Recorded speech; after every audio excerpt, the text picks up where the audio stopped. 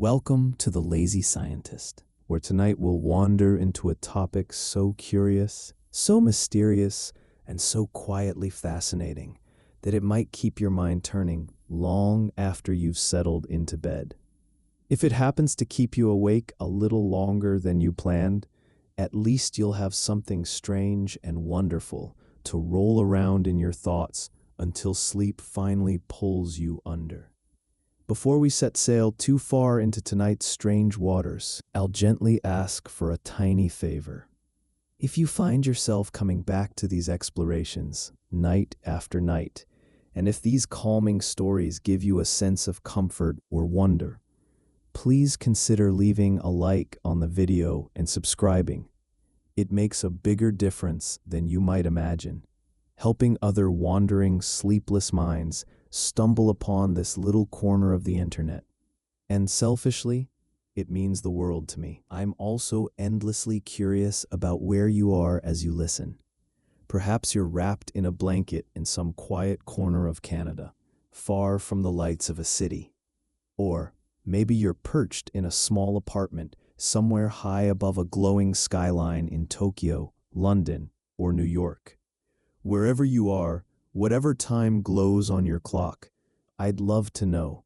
Drop a comment if you feel like sharing, even if you're awake at some odd hour, because I promise you're never listening alone. Tonight's journey carries the title, The Illusion of Reality. It's a story that drifts between science, perception, and the strange ways your brain stitches the world together. At first glance, it might sound unsettling, almost like a trick pulled on you without your consent. But stay with me, because it's also astonishing. The truth is, you never experience reality directly, not once, not ever. What you actually experience is your brain's carefully orchestrated version of reality, one woven together from light, sound, memory, expectation, and a surprising amount of pure guesswork. From the optical illusions that fool your vision, to the way your memories rewrite themselves, to the slippery nature of consciousness itself, much of what feels concrete and certain is actually a stunningly effective fabrication. The illusion is so smooth, so convincing, that you rarely notice it at all. But don't worry. We're not about to tumble too far down the philosophical rabbit hole, just far enough to leave you marveling at the extraordinary machine between your ears. And if your eyes grow heavy, if your thoughts begin to fuzz and blur around the edges while you listen, then you're exactly where you need to be. Before we dive deeper, let me remind you, everything in this exploration is here for education and entertainment. None of it should be taken as medical or psychological advice. If you ever feel concerned about your mental or neurological health, please reach out to a qualified professional. For now, take a slow breath, let your shoulders sink, close your eyes if you like, and let's begin. Your brain is not a camera, not even close. It doesn't simply record the world around you like a high-definition camcorder or a GoPro. Instead, it builds an internal model of the world, pieced together from scraps of sensory information, then filled in with memory, assumption, and imagination. Every waking second of your life, your brain is running a simulation. That model is convincing, yes. It feels solid, yes. But it isn't reality itself. It's a brain-generated virtual world tailored specifically for you. Think of your senses, sight, sound, touch, taste, and smell, as input cables feeding signals into your brain. Those signals mean nothing on their own. They're raw data, nothing but electric sparks. The real miracle is what happens afterward, as your brain interprets, organizes, and reshapes those signals into something you can live inside. It decodes, compares, predicts, and fills in gaps. And those gaps, they're everywhere. Your brain is constantly guessing, because most of the time it's working with incomplete information. Take vision, for example. light pours into your eyes and hits the retina at the back, where specialized cells translate it into electrical signals. Those signals travel through the optic nerve to the visual cortex, the part of your brain responsible for assembling the scene. But here's the kicker. Your eyes actually have a blind spot, a patch where the optic nerve connects to the retina. In that spot, there are no receptors at all, no rods, no cones, no visual input. It's like having a hole punched right in the middle of your sight, and yet you never see a hole floating in your vision. Why? Because your brain fills it in, seamlessly, effortlessly. It borrows colors and patterns from the surrounding area and invents what's missing. This predictive trick doesn't stop at blind spots. Many neuroscientists believe that most of vision isn't passive reception, it's prediction. Your brain sends guesses from higher brain regions down to lower ones, telling them what it expects to see. Only when the incoming data clashes with the prediction does the brain bother to adjust. This process, called predictive coding, is why you can walk through a dim kitchen at night and still know exactly where the counter is, where the fridge should stand, and how far the floor is below your feet. You don't need perfect vision. Your brain just fills in the missing details based on memory and expectation. And this is exactly why optical illusions are so delightful, so unsettling. They expose the gears of the predictive machine. Take the Muller-Lyer illusion. Two lines of equal length that appear different because of the little arrows at their ends. Your brain insists they aren't the same. Or the rotating mask illusion, where a concave face looks convex because your brain is wired to expect faces to bulge outward. Faced with contradictory data, your brain would rather be confidently wrong than admit it doesn't know. The same story plays out across all your senses. Sound, for example, is just shifting air pressure. Your ears funnel vibrations to the cochlea, and your brain translates them into barking dogs, laughing friends, footsteps on the stairs. But this, too, is interpretation. Your brain uses timing, location, and memory to decide what the noise means. Have you ever felt your phone vibrate in your pocket, only to check and realize it hadn't? That's called phantom vibration syndrome. Your brain expected the buzz, filled it in, and fooled you. The same shortcut system keeps you walking smoothly rather than stumbling around like a broken puppet.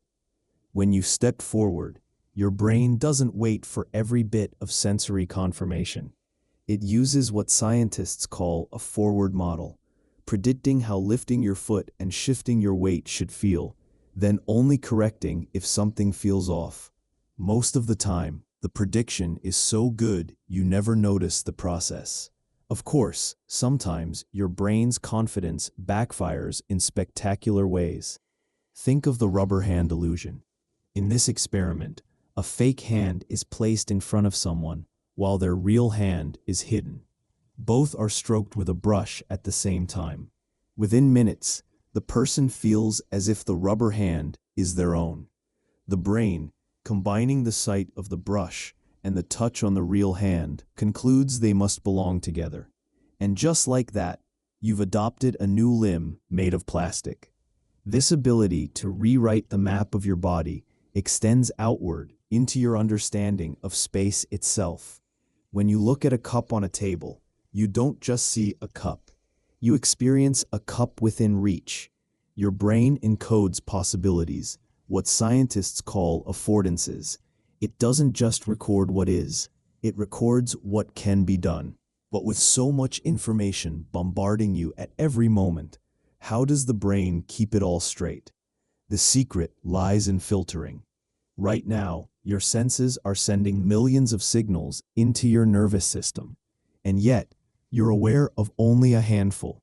Did you notice the hum of your refrigerator before it turned off? Or the gentle pressure of your shirt on your shoulders before I mentioned it? That's your brain's housekeeping system at work. It discards what it deems irrelevant, preserving your attention for what matters. A large part of this filtering is handled by the thalamus, the brain's relay station. It decides which signals get passed upward for attention, working alongside your prefrontal cortex, which governs focus and decision-making. It curates a highlight reel of experience. What you live through each second isn't the raw flood of data. It's a carefully edited summary, a highlight film designed to keep you functional. Now, realizing that the world you experience is not the world itself, but a simulation, might sound disconcerting, but it's actually a marvel of efficiency.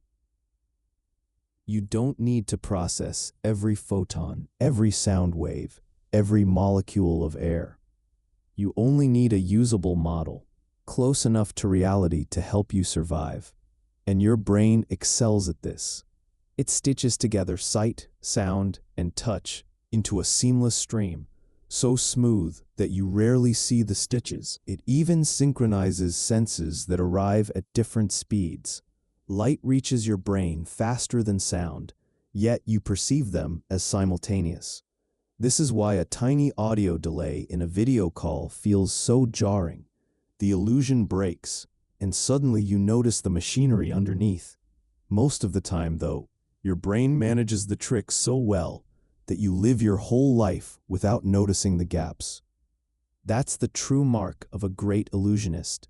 You never see the trick. Reality feels smooth and continuous because your brain is pulling off the performance flawlessly. And while it's true that you're living in a kind of self-generated virtual reality, that doesn't make your life less real. After all, what is real if not what you perceive, feel, and experience? Reality is whatever your brain makes of it. Your eyes, often described as windows to the soul, are not true windows to the world. If they were, you'd expect them to provide a continuous, high-definition feed of your surroundings, like a camera faithfully recording every photon. But what you actually see is far stranger. Vision is not just light hitting the retina. It's what your brain expects to see, stitched together with memory and context. Think of your visual system less as a neutral observer and more as an editor. Not an editor with unlimited resources either, but one working with a tight deadline, a limited budget, and a strong opinion about what the final cut should look like. Let's start with the basics. Light enters your eyes, passes through the lens, and lands on the retina at the back. There, specialized rods and cones convert light into electrical signals, which travel down the optic nerve to the visual cortex in the occipital lobe. So far, so simple. But from that point onward, things get strange. You might imagine the visual cortex as a screen where the world is projected. Instead, it actively reconstructs the world by layering in memory, assumptions, and predictions. What you see is not just a snapshot of what's out there. It's a mental construction, a story your brain tells itself about what it thinks is out there. Consider this. Your eyes move constantly, around 3 to 4 times every second. Each of those rapid movements, called saccades, actually makes you blind for a fraction of a second. The image on your retina blurs into useless noise. Yet, you don't notice a flicker of darkness or a blurry jump in your vision. Your brain edits the scene, splicing together each moment into a seamless whole, just like a film editor smoothing over a jump cut. You see continuity where none truly exists. And then there are those infamous blind spots, places in your vision where there are no receptors at all. Your brain doesn't leave them blank. It invents content, borrowing color and texture from the surrounding area and blending it in. It doesn't tell you it's doing this. It doesn't flag those details as fabricated. It just pastes them in and carries on. This might seem like a bug, but it's actually a feature. Perfect accuracy isn't the goal. Usefulness is. Your brain isn't trying to create a flawless replica of reality. It's building a model good enough to help you navigate, recognize danger, and find food. Or in modern life, good enough to help you spot your phone across the room before it buzzes off the table. Color perception is another perfect example of the brain's editorial hand. You'd think the color of an object is a fixed property. Apples are red, grass is green. But in reality, color depends on lighting, surrounding hues, and your brain's expectations. A shadow doesn't make you think grass is suddenly a different color. Your brain corrects for the lighting automatically. This is why that viral photograph of the dress tore the internet apart. Some people swore it was white and gold. Others insisted it was blue and black. The pixels never changed, but people's brains corrected for lighting differently. Each person's mind filled in the blanks with its own version of what the colors should be. Another famous case is the checker shadow illusion, created by Edward Adelson. Two squares, one in shadow and one in light, look completely different in shade, yet isolate them and they're identical. Your brain has been correcting for the shadow behind your back, adjusting perception to make sense of the scene. It isn't trying to trick you, it's trying to help, giving you a version of the world that is consistent and useful, even if that means fabricating details. And then we come to faces. Humans are face-detecting machines. We're so wired to see faces that we find them everywhere, in clouds, in the moon, even in a slice of toast. This tendency has a name: pareidolia. It's why you sometimes catch yourself smiling back at a car grill that looks suspiciously cheerful, or why a random arrangement of windows on a building might appear like two eyes watching you. Your brain doesn't just enjoy spotting faces, it's equipped with a specialized area for it, the fusiform face area, nestled in the temporal lobe. This region lights up when you see an actual face, but sometimes even when you only think you see one. That's why simple emojis, literally nothing more than rearranged punctuation, can feel expressive. Your brain treats them as faces. Facial recognition isn't just fast, it's emotionally charged. In less than a quarter of a second, you can detect a threatening look or a joyful smile. Your brain prioritizes faces because survival in human societies has always depended on them. A twitch of an eyebrow, the tightening of lips, the crinkle of eyes, these tiny signals can mean safety, danger, trust, or betrayal. Your brain doesn't simply record these cues, it interprets them, often in ways so fast you don't realize it's happening. Sometimes it's right, sometimes it's hilariously wrong, but it always tries. And here's the curious twist. In low light or under stress, your brain leans even more heavily on prediction. That's why a jacket draped over a chair can look like a lurking figure, or a shifting shadow can seem alive. In uncertain conditions, your brain errs on the side of caution. Better to imagine a threat that isn't there than to miss one that is. There's also a phenomenon known as change blindness. Researchers discovered that people can look at two nearly identical images, alternating rapidly, with only a small difference, say a missing lamppost or a different object on a desk, and fail to notice the change. Even though it's right in front of their eyes, their brain doesn't bother updating its internal model unless their attention is actively engaged. This highlights a sobering truth. You don't see everything in your visual field. You see what you pay attention to. Everything else is either processed peripherally or ignored completely. This is partly a matter of bandwidth. Your brain simply can't process every detail at once. But it's also a matter of strategy. You're not meant to be overwhelmed by every flicker of light or movement at the edge of your vision. Your brain filters out the noise, highlights the signal, and carries on. When you stop to think about it, it might seem as though your perception is a patchwork of shortcuts, fabrications, and hallucinations. And in many ways, it is. But that doesn't make it less impressive. In fact, it shows just how good your brain is at the impossible job it faces every second of every day.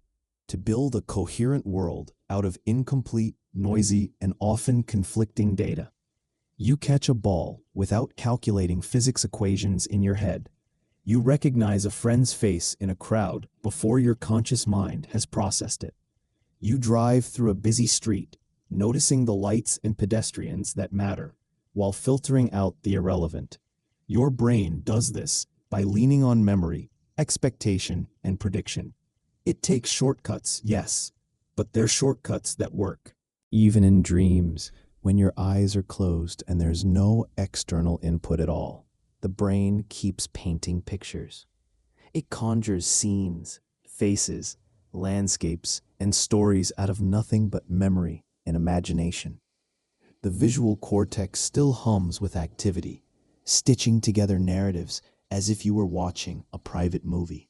In a very real sense, when you open your eyes, you're not looking out at the world. You're looking into the brain's best guess of what the world might be. And what a beautiful, functional, astonishing guess it is. So as you lie there, maybe with your eyelids growing heavier, remember this. Reality as you experience it isn't just out there. It's a carefully constructed, constantly updated model inside your head. The world feels smooth, whole, and immediate, but only because your brain makes it so. If you start to drift toward sleep while thinking about this illusion, that's perfectly fine, perhaps even fitting. After all, the line between dream and waking reality isn't as sharp as it seems. Both are stories written by the same quiet narrator, your mind. Your brain's beautiful attempt at constructing reality doesn't stop with vision. It extends into every corner of perception, tying together meaning, context, and emotion. Nowhere is this clearer than with faces. The human mind is astonishingly quick at detecting and interpreting them, not just as shapes or patterns, but as entire emotional landscapes. In less than a quarter of a second, you can register a threat in a stranger's eyes or the warmth of a friend's smile. Before you're even aware of it, your brain has flagged an expression as safe, suspicious, sarcastic, or affectionate. It doesn't just receive information from a face. It interprets, it speculates, it predicts.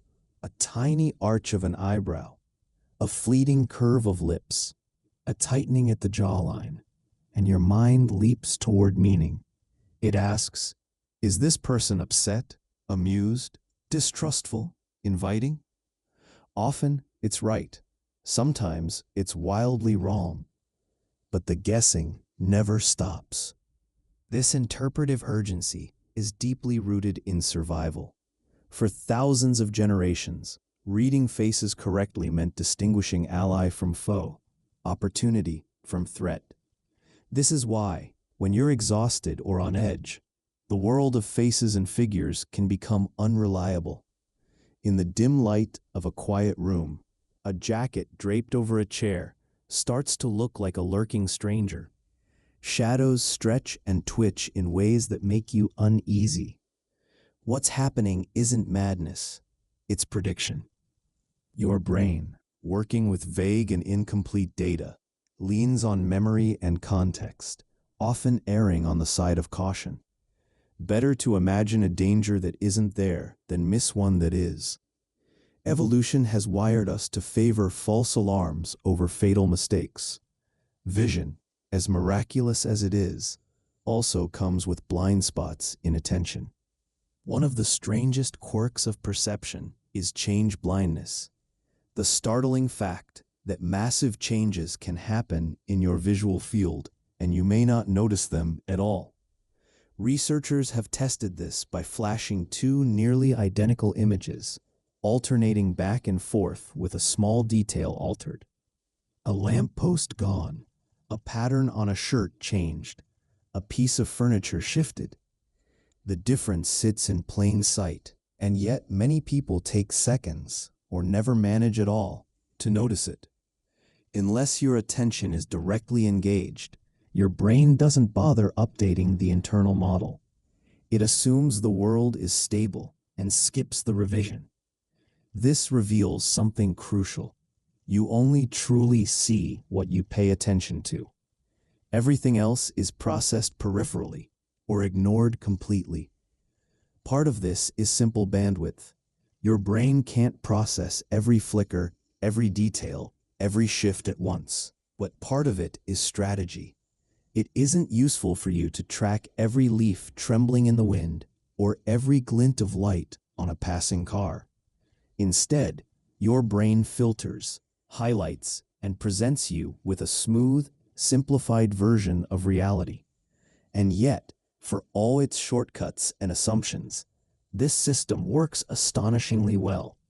You can catch a ball mid-flight without calculating angles. You can pick your friend's face out of a bustling crowd before your conscious mind has processed why.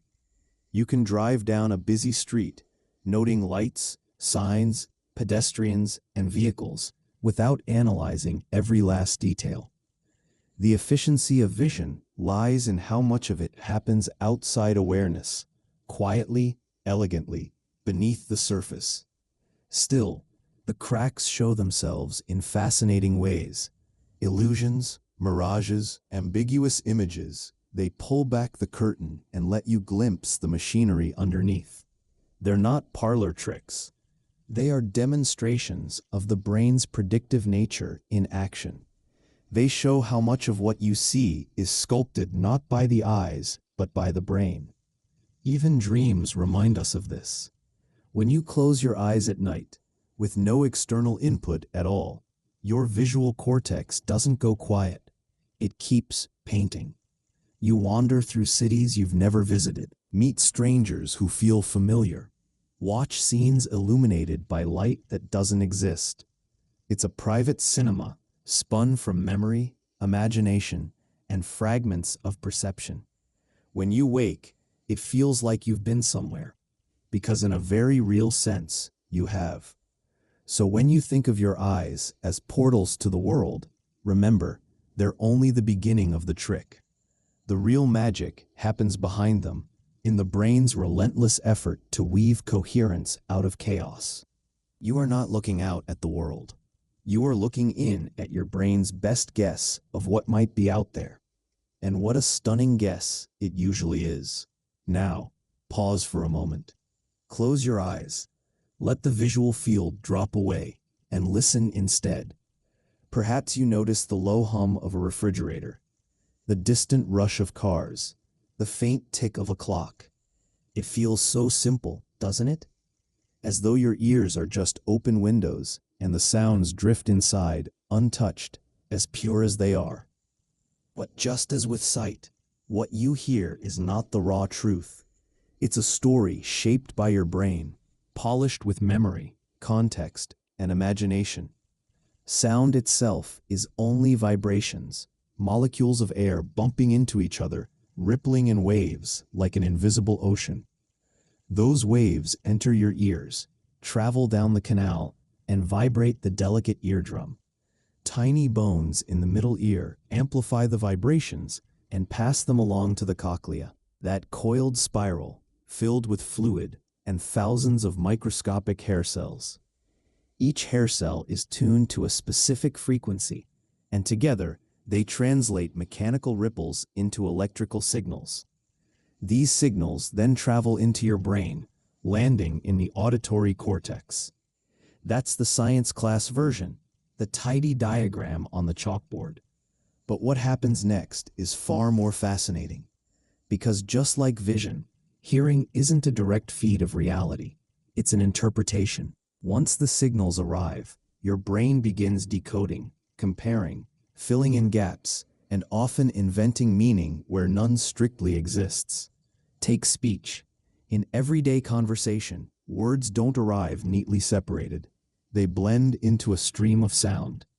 And yet, you hear them as distinct words, often predicting the next before it's even spoken. That's why you can understand someone on a crackling phone line or through a thick accent. Your brain is guessing. It anticipates what should come next, slices the blur into words, and patches over any gaps. There's a famous demonstration called the phoneme restoration effect. If a sound in the middle of a word is replaced by a noise, like a cough, your brain doesn't leave a blank. It fills in the missing piece, and you hear the full word as if nothing was missing. The illusion is seamless.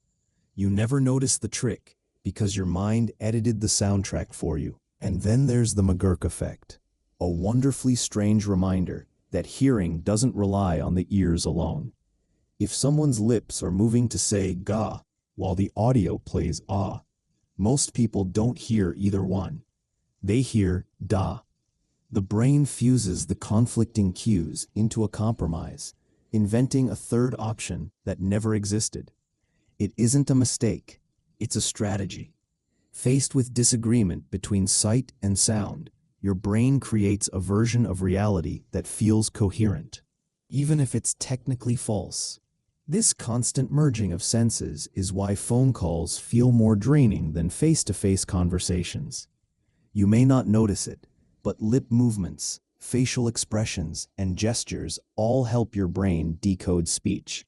Remove those cues, and the brain has to work harder to make sense of the words, especially when noise is present. The brain is so devoted to coherence that it can even be tricked into relocating sounds entirely. Enter the ventriloquist effect.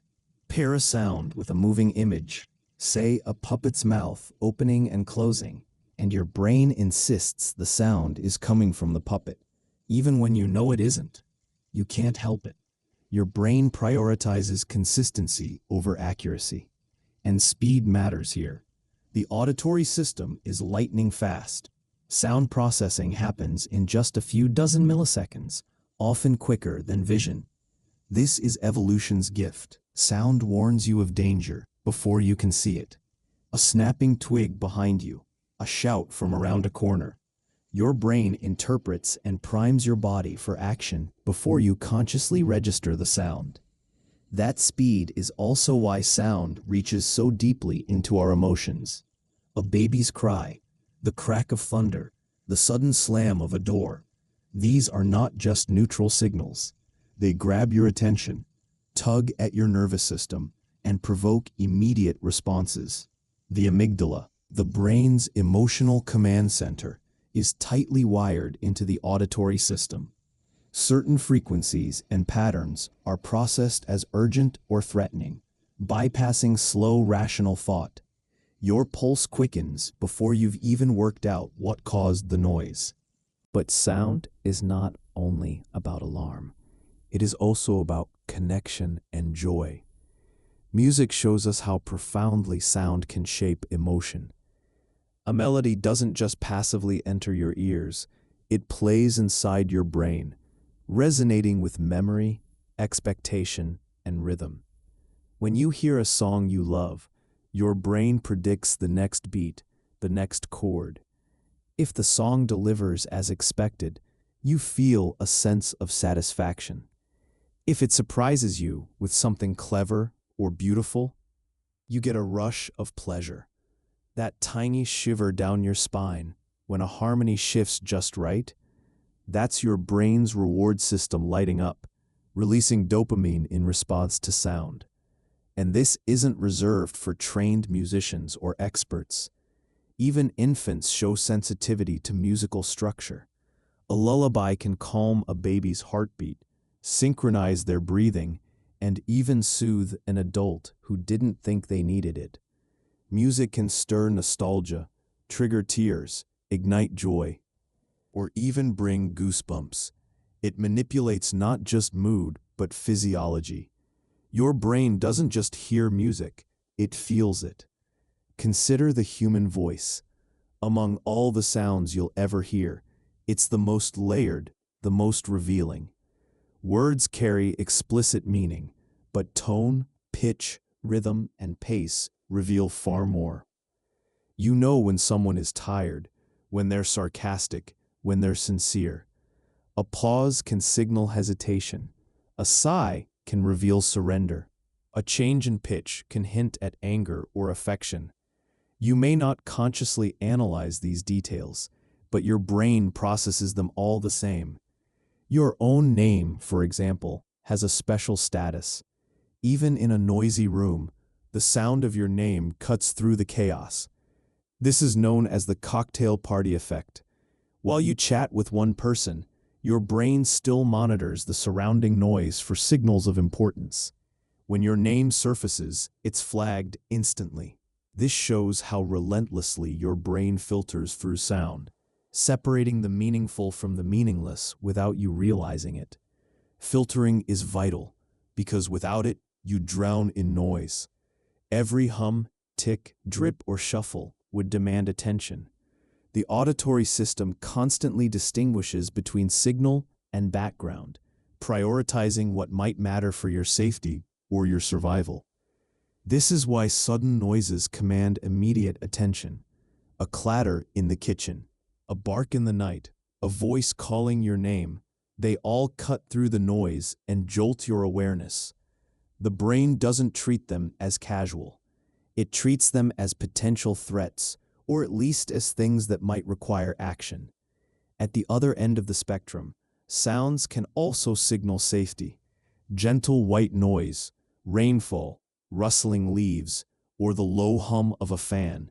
These create patterns that the brain interprets as stable and predictable. Stable patterns soothe the nervous system, slowing heart rate, deepening breathing, and inviting relaxation. This is part of why lullabies and rhythmic sounds work even for adults. When the environment sounds safe, your brain feels safe, and the body unwinds. But just as vision fabricates when data is missing, hearing sometimes does too. Your brain, uncomfortable with silence, occasionally generates phantom sounds. In sensory deprivation, extreme fatigue, or moments of stress, people report hearing faint music, whispers, or vague murmurs. None of it is real, yet all of it feels real. These auditory hallucinations are not a sign of malfunction. They are a sign of the brain's insistence on continuity. When input drops away, it fills the void with its own creations. Even when your phone hasn't vibrated, your brain convinces you it has. Even when no one called your name, you think you heard it. The system is so eager to anticipate, it sometimes overshoots. Still, for all its quirks and errors, the auditory system is a marvel of design. It allows us to share ideas, to connect, to feel less alone in the vast silence of existence. It alerts us to threats, comforts us with voices, inspires us with music, and guides us through the unseen. Every sound you hear is more than vibration. It's meaning, memory, and emotion, folded together by your brain into experience. And now, as we leave the realm of sound, another sense waits quietly for its turn, the one so often overlooked until it vanishes: touch. The gentle pressure of your socks against your ankles, the firmness of the chair beneath you, the warmth of your blanket, all of it forms a continuous background of sensation you rarely notice until it shifts. Scratch an itch, lose circulation in your leg, or brush against something unexpectedly hot, and suddenly touch leaps into awareness. But beneath its everyday familiarity lies a system of remarkable complexity. Touch is not only about pressure or texture, it's about connection, awareness, and the subtle ways your body maps itself onto the world. Your skin, the largest organ you have, is a living tapestry stretched across you. It's more than a barrier. It's filled with specialized receptors tuned to pick up pressure, vibration, temperature, pain, and even signals that help track the position of your body in space. Run your fingers across fabric, and tiny receptors fire off streams of information.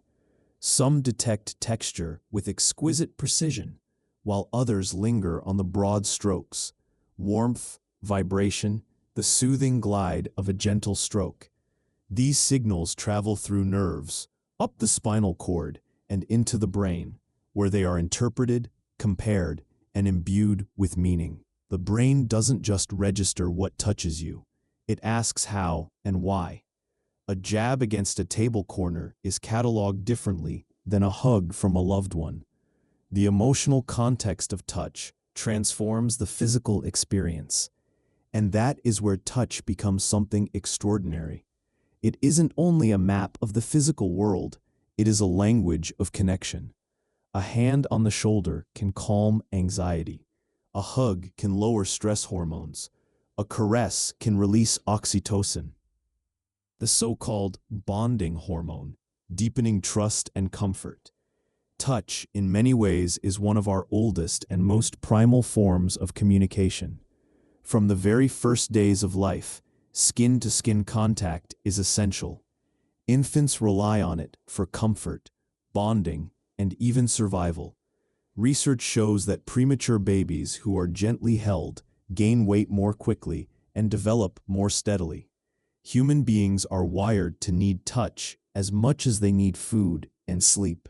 It is a fundamental part of being alive, shaping both body and mind. Which brings us from the skin's quiet conversation with the world to a sense that rarely announces itself at all, yet guides nearly every move you make. Proprioception, the body's built-in map of itself, is the reason you can lift a hand in the dark and know exactly where it is. The reason you can scratch an itch on your shoulder without looking. The reason you can walk down a hallway while your attention is lost in thought. You do not calculate angles or measure distances with your eyes. Instead, tiny sensors in muscles, tendons, and joints report constantly to the brain about position, tension, and movement, composing a live, minute-by-minute atlas of you. When that atlas is damaged, simple acts become strangely foreign. People who lose proprioceptive input after rare illness or injury often describe their limbs as distant objects, like tools at the end of rods. They must watch their hands in order to move them, and even then the movement feels mechanical, more like steering a remote-controlled device than inhabiting a body from the inside. The rest of us move through life with this sense, quietly doing perfect work in the background. Its invisibility is the sign of its success. If proprioception is the silent cartographer, taste and smell are the intimate gatekeepers. Sight and sound visit you from afar. Taste and smell cross the threshold. They require contact, tiny molecules meeting living receptors. And because of that directness, they are braided tightly to survival, memory, and emotion. On the tongue, taste buds gather 5 fundamental signals: sweet, salty, sour, bitter, and umami. Each carries a small piece of biological advice. Sweetness whispers energy. Salt reminds you to balance fluids and nerves.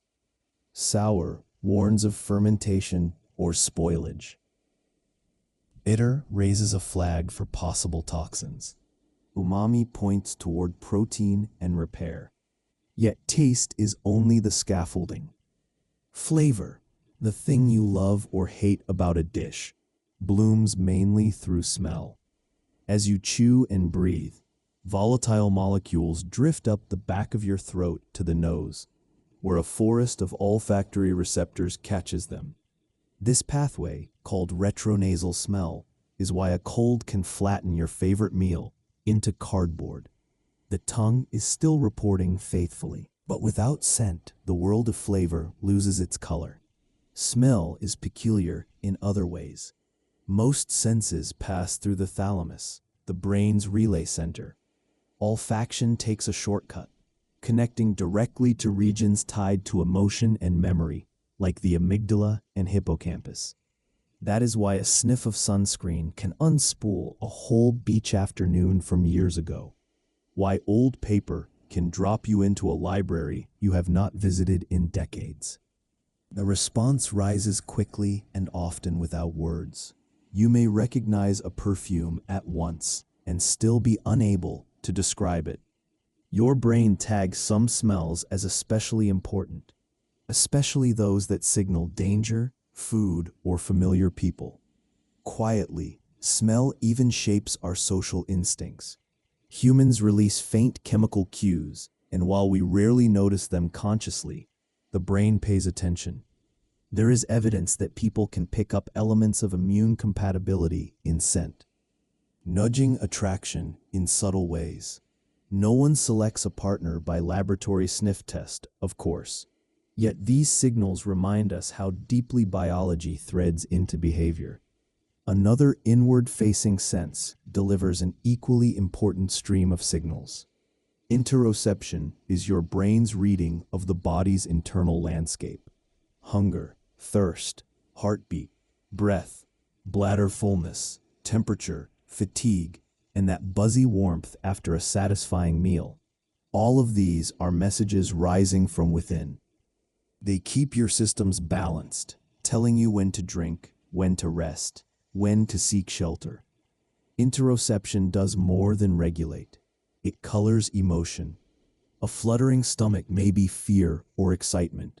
A tight chest might be anxiety or exertion. The brain constantly interprets these changes and assigns them meaning. Some people are naturally sensitive to small shifts in pulse and gut, able to name states as they appear. Others notice only when the signals have grown loud. Because of that link between body and feeling, interoception weaves through mental health and self-awareness. Learning to notice internal cues can help you regulate them. Slow breathing can calm a racing heart, which then softens anxious thoughts, which then quiets the body again. The loop runs both directions, mind shaping body and body shaping mind. All of these senses, the inward and the outward, are stitched by the same thread. None deliver raw, objective truth. They deliver interpreted stories, built from incoming signals, memory, and context. The brain edits flavor by expectation, adjusts temperatures by contrast, adds emotional tint to touch, and fills gaps anywhere data runs thin. Once you notice the pattern, you begin to see it everywhere. Consider phantom limb pain. After an amputation, many people continue to feel the missing hand or foot, sometimes painfully so. This is not a trick of imagination. The brain's body map still includes the absent limb. The somatosensory cortex, with its neighborhoods for each body region, does not rewrite itself instantly. The sensation is real because the model is real, even though the flesh is gone. Therapies that change the incoming evidence can change the model. In mirror therapy, the intact limb is reflected to stand in for the missing one. Watching that reflection move while feeling movement can ease pain. As if the visual system gives the brain permission to update its map and resolve the mismatch between expectation and experience. This flexibility, neuroplasticity, is at the heart of every perception you have. The brain is not a fixed receiver. It is a living editor, constantly tuning its settings.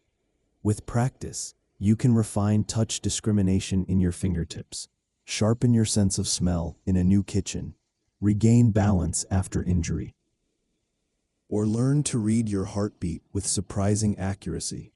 Context matters. Learning matters. Need matters. The model changes to meet the moment. So when you wrap your hands around a warm mug, or walk barefoot through cool grass, or breathe in the bright edge of citrus, remember what is happening. The world is touching you, but you are also touching the world with a mind that builds meaning as it goes. Every sip and step and scent is folded into story, quiet magic, renewed each second. And that same magic follows you into the past.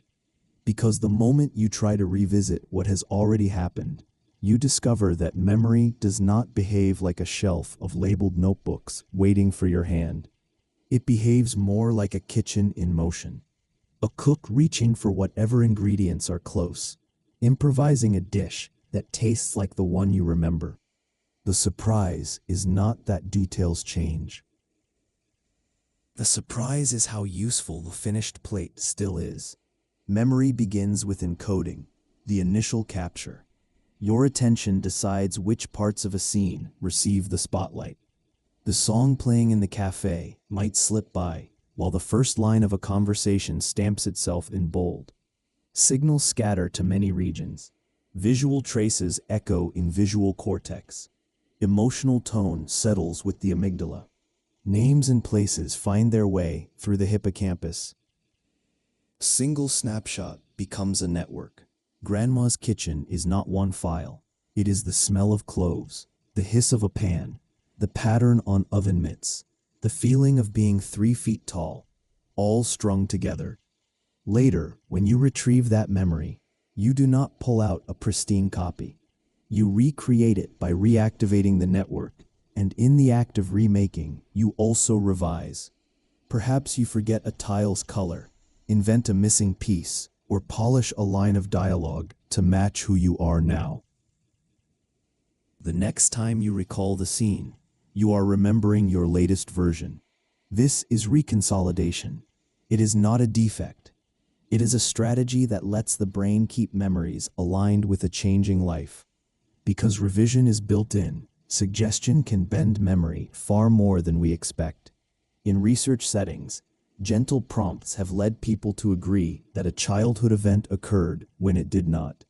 The participants often add sensory details, not as lies, but as sincere construction. Courts still lean on eyewitness confidence, yet 2 witnesses can watch the same moment and leave with different stories, shifted by emotion, expectation, lighting, or the way a question is posed. Ask, "Did you see the broken headlight?" and you plant a seed. Ask, "Did you see a broken headlight?" and you leave the door open. The mind chooses coherence whenever it can. If a gap appears, it fills it. Emotion grips the pen. Highly charged moments feel like photographs. The flashbulb memories, we are certain, are exact. They are vivid, they carry weight, and they still drift at the edges.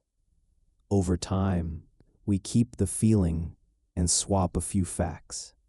A difficult argument may compress into a single, sharp sentence. A joyful day may become pure sunlight and laughter, even if half of it happened under an umbrella. Memory saves what suits the story, not every frame from the film. Belief shapes that story too. If you carry the idea that you have always been shy, the searchlight of recall will find evidence to match. You will remember freezing at a microphone and forget the time you hosted friends with easy warmth. This is confirmation bias as a personal habit, and it does not come from malice. It comes from the brain's need for a stable narrative about you. That narrator even has a name in psychology: the autobiographical self. The voice that explains who you are, where you have been, and why it matters. It edits constantly, sometimes rewriting full chapters when new meaning arrives. Childhood shows the editor's hand most clearly. Many adults hold memories from their earliest years that are really secondhand. Pictures retold as scenes, family stories retold as lived moments. Source amnesia blurs origin tags. You remember the content and misplace the label that says where it came from. After enough retellings, the story takes up residence as if you were there with your own eyes. Occasionally, the system hiccups in odd ways. Déjà vu feels like a repetition that cannot be explained. You have never stood in this doorway on this morning, yet something in the pattern fires a familiarity signal. The brain mislabels the novel as known. The reverse, jamais vu, makes the familiar turn strange. A word you have written dozens of times suddenly looks wrong, or a well-trodden place feels new and slightly off. These are short blips, the recognition machinery blinking. For all of this slipperiness, memory is the scaffolding of life. Skills and habits are tucked into procedural memory, ready to run without much conscious attention. Tying shoes, riding a bike, touch typing, each lives in practiced circuits. Semantic memory holds facts and concepts, the meanings of words, the map of the solar system, which way to turn a faucet. Episodic memory stores personal episodes, the who and where and when of your own story. Together, they give the world structure, and they give you a place inside it. Perhaps the most beautiful twist is that memory is not only about the past. It is also a workshop for the future.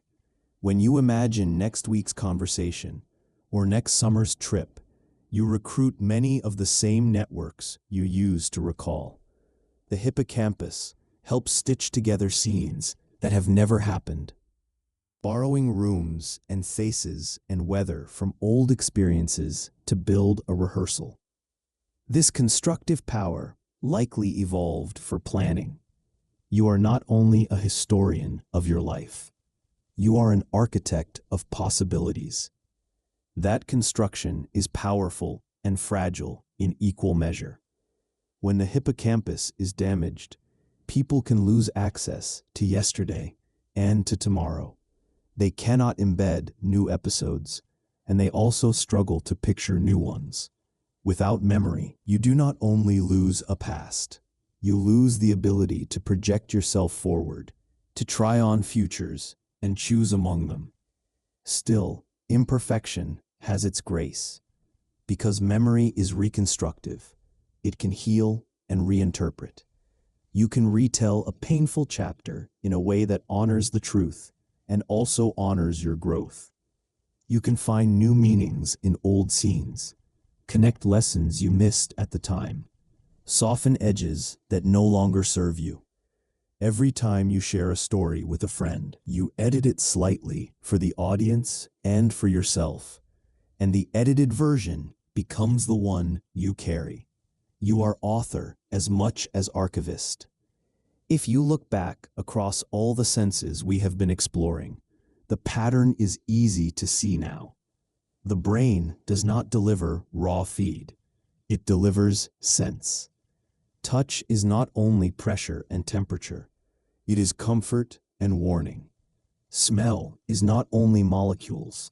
It is summer and rain and the person you miss. Taste is not only 5 signals on the tongue. It is family and culture and celebration. Proprioception is not only angle and force. It is grace in the dark.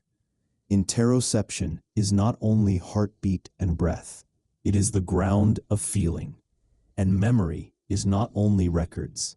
It is the living story that ties them all together and points the way ahead.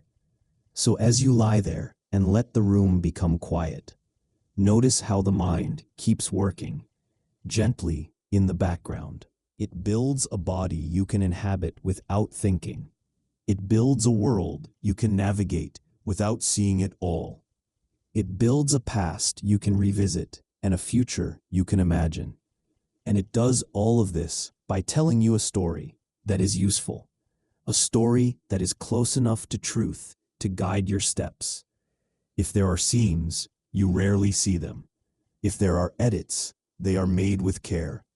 In the end, whether you are sipping tea, padding barefoot to turn off a light, or drifting on the edge of sleep, the same narrator is at work.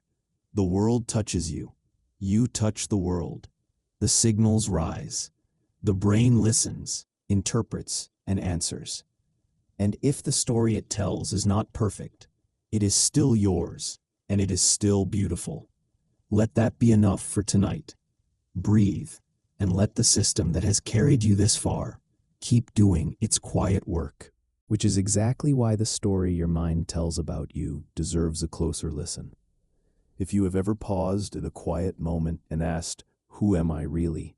then you have brushed against one of the most persistent riddles your brain can pose to itself.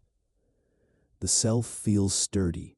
You wake up and feel like the same person you were yesterday, perhaps with a stronger need for coffee and a few more loose ends to tie up, but recognizably you. Look a little deeper, though, and that feeling begins to look more like stagecraft. The show is elegant. The lights are convincing. The seams are carefully hidden. What appears to be a single actor is actually an ensemble, moving in close coordination. Inside your head, there is no single control room stamping reality with an I am me label. There are teams that see, speak, plan, feel, remember, and move, all passing signals back and forth, negotiating, cooperating, and sometimes stepping on each other's lines. Out of that noisy collaboration, a feeling of unity emerges. You experience it as a single, continuous self, even when the underlying processes are anything but simple. You can see how contingent that unity is when particular parts of the system are injured. Damage in one place can leave a person unable to recognize faces that once felt familiar. Damage in another place can alter temperament so deeply that friends describe a new personality. These cases are sobering because they show that the thing we call identity is not carved in stone. It is balanced on biology, maintained by circuits that can be disrupted and, at times, reinvented. Nowhere does the weirdness show more clearly than in people who have undergone split brain surgery, a treatment for severe epilepsy that involves severing the corpus callosum, the thick bundle of fibers that lets the two hemispheres talk to each other. From the outside, many of these people seem unchanged. The surprise arrives when researchers test each hemisphere separately. For most of us, language lives primarily on the left. Spatial and visual processing lean more heavily on the right.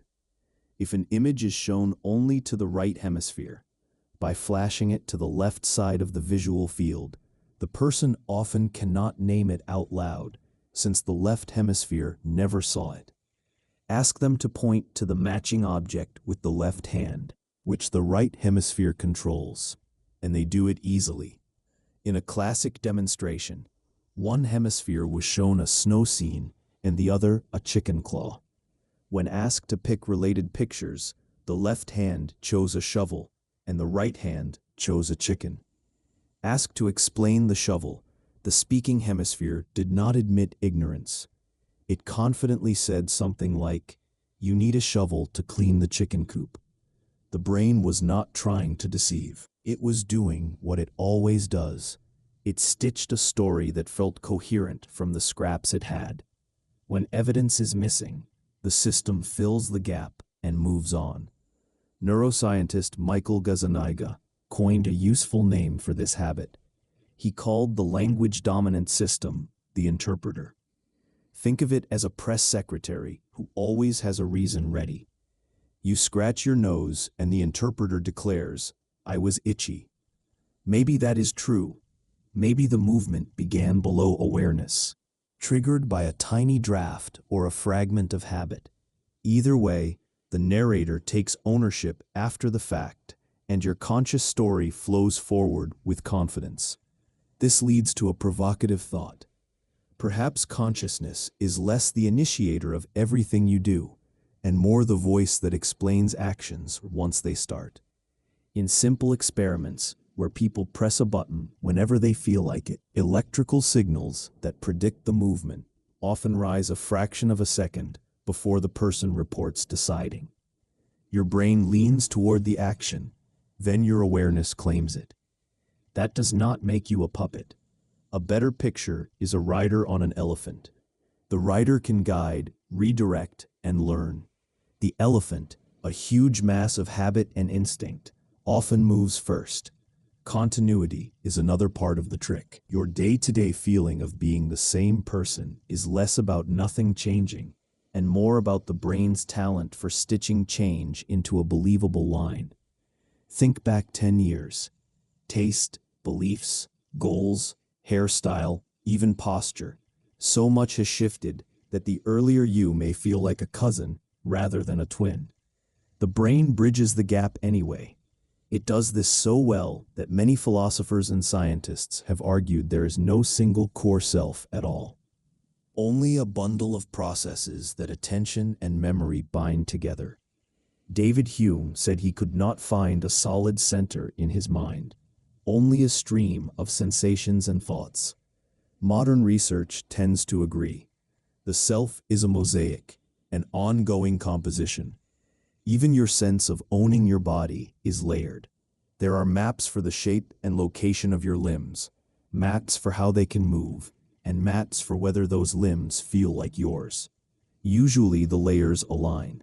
In rare conditions, they do not. Some people insist that a limb attached to their body is not theirs. Others feel a hand that is no longer there. These strange outcomes remind us that ownership is constructed, not given. Recognizing yourself in a mirror, something human infants do only after many months of development, requires yet another layer, mapping a visual image to the internal sense of me. Few animals pass that test, which tells you how much machinery such a simple-seeming act requires. If all of this sounds like the self is a trick, do not worry. Illusions are not false in the sense of useless. A rainbow is an illusion of light and water, yet your experience of it is real.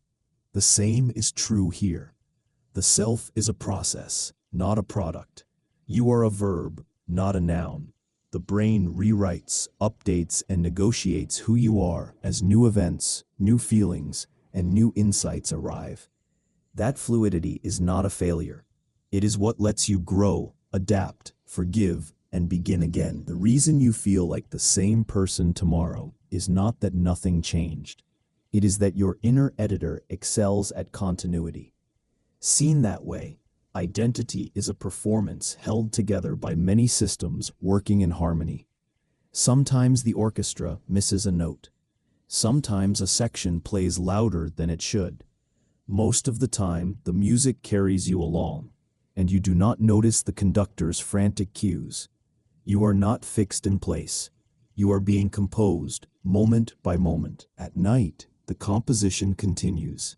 Dreaming is the theater where the same brain writes, acts, edits, and watches, often all at once. You may float over violet water, argue with a giraffe in a suit, or run late to a class you never took. In the moment, it all seems fine. The rules are different because the crew backstage is different. Sleep is not a shutdown. In some phases, especially REM sleep, the brain is as active as it is while you are awake.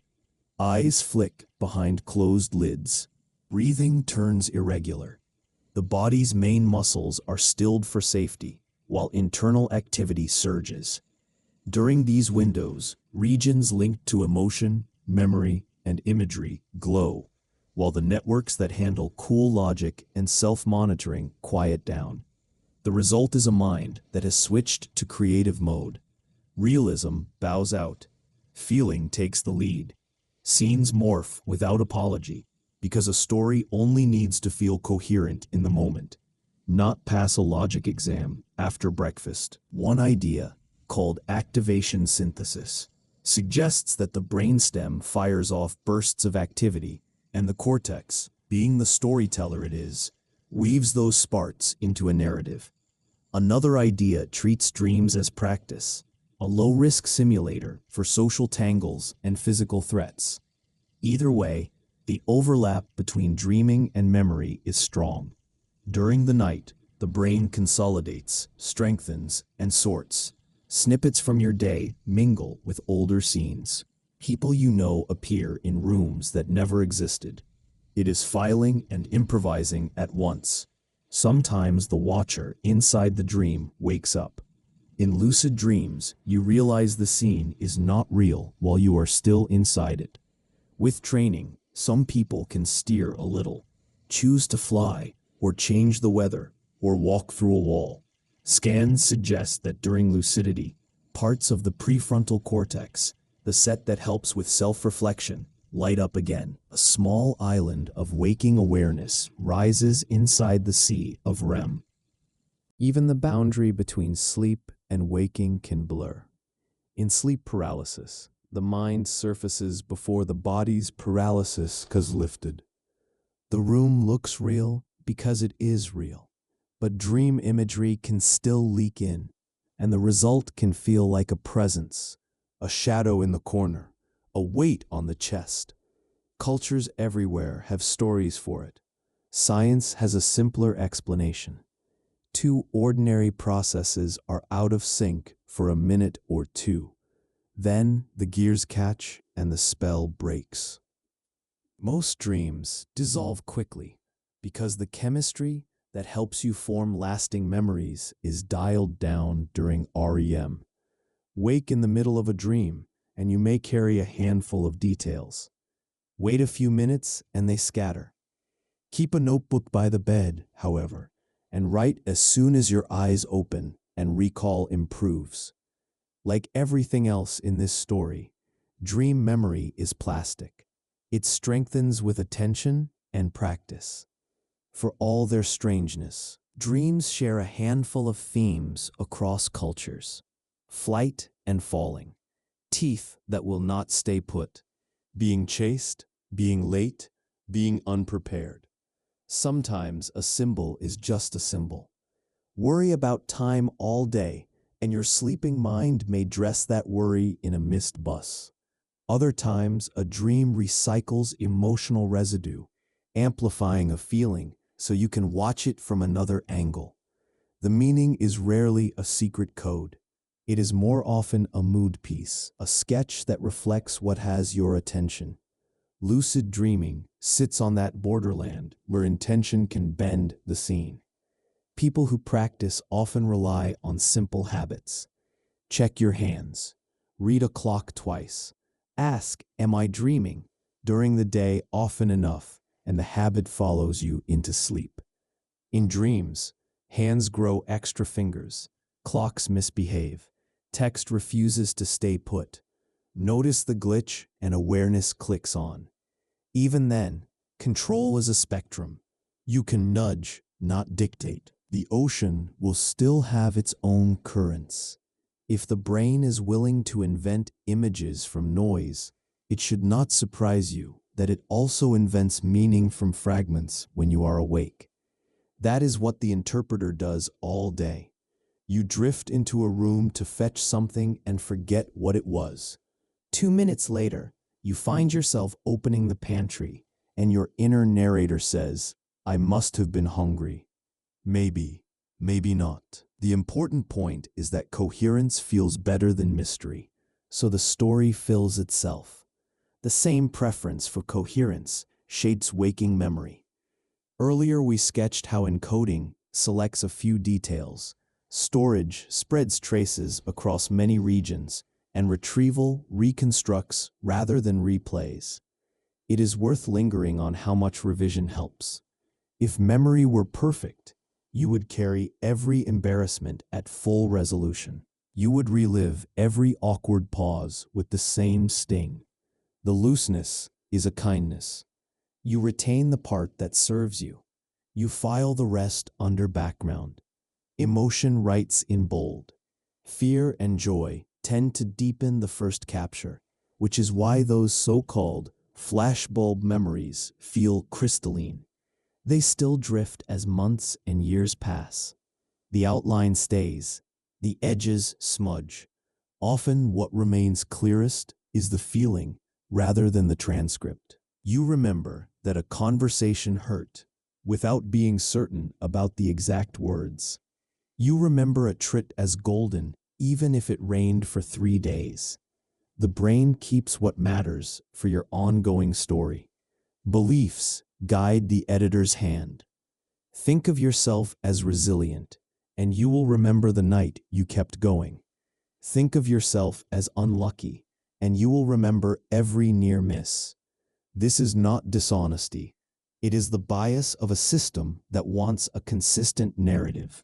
The autobiographical self, that inner voice that explains who you are, updates constantly. Sometimes it revises gently. Sometimes it writes a new chapter with a new tone. Therapy, heartbreak, parenthood, illness, travel, art, work, friendship. All of these can tilt the story. Even the odd hiccups have their lessons. Déjà vu might be a moment when a familiarity signal fires a beat too early, tagging the present as a repeat. Jamais vu feels like the opposite, when the familiar refuses to resolve. Both are quick, harmless reminders that recognition is constructed and occasionally misfires. They pass, and the machine resumes its usual smoothness. Meanwhile, the practical parts of memory keep you moving. Procedural memory runs skills almost on autopilot. Semantic memory holds facts and concepts. Episodic memory preserves scenes from your life. The three braid together every day. You ride a bike. Procedure, know where you are going and what street names mean. Semantics. And remember the first time you did this route and how it felt. Episode. The braid is strong because the strands help each other. Forget one detail, and another can serve as a handle to pull the rest into view. Perhaps the most striking feature of this whole system is that it reaches forward as naturally as it reaches back. When you imagine a conversation next week, you recruit many of the same regions that light up when you recall last month. The hippocampus helps you build scenes you have never lived, borrowing pieces from old ones. This is the constructive episodic simulation idea. Memory evolved at least as much for planning as for reminiscence.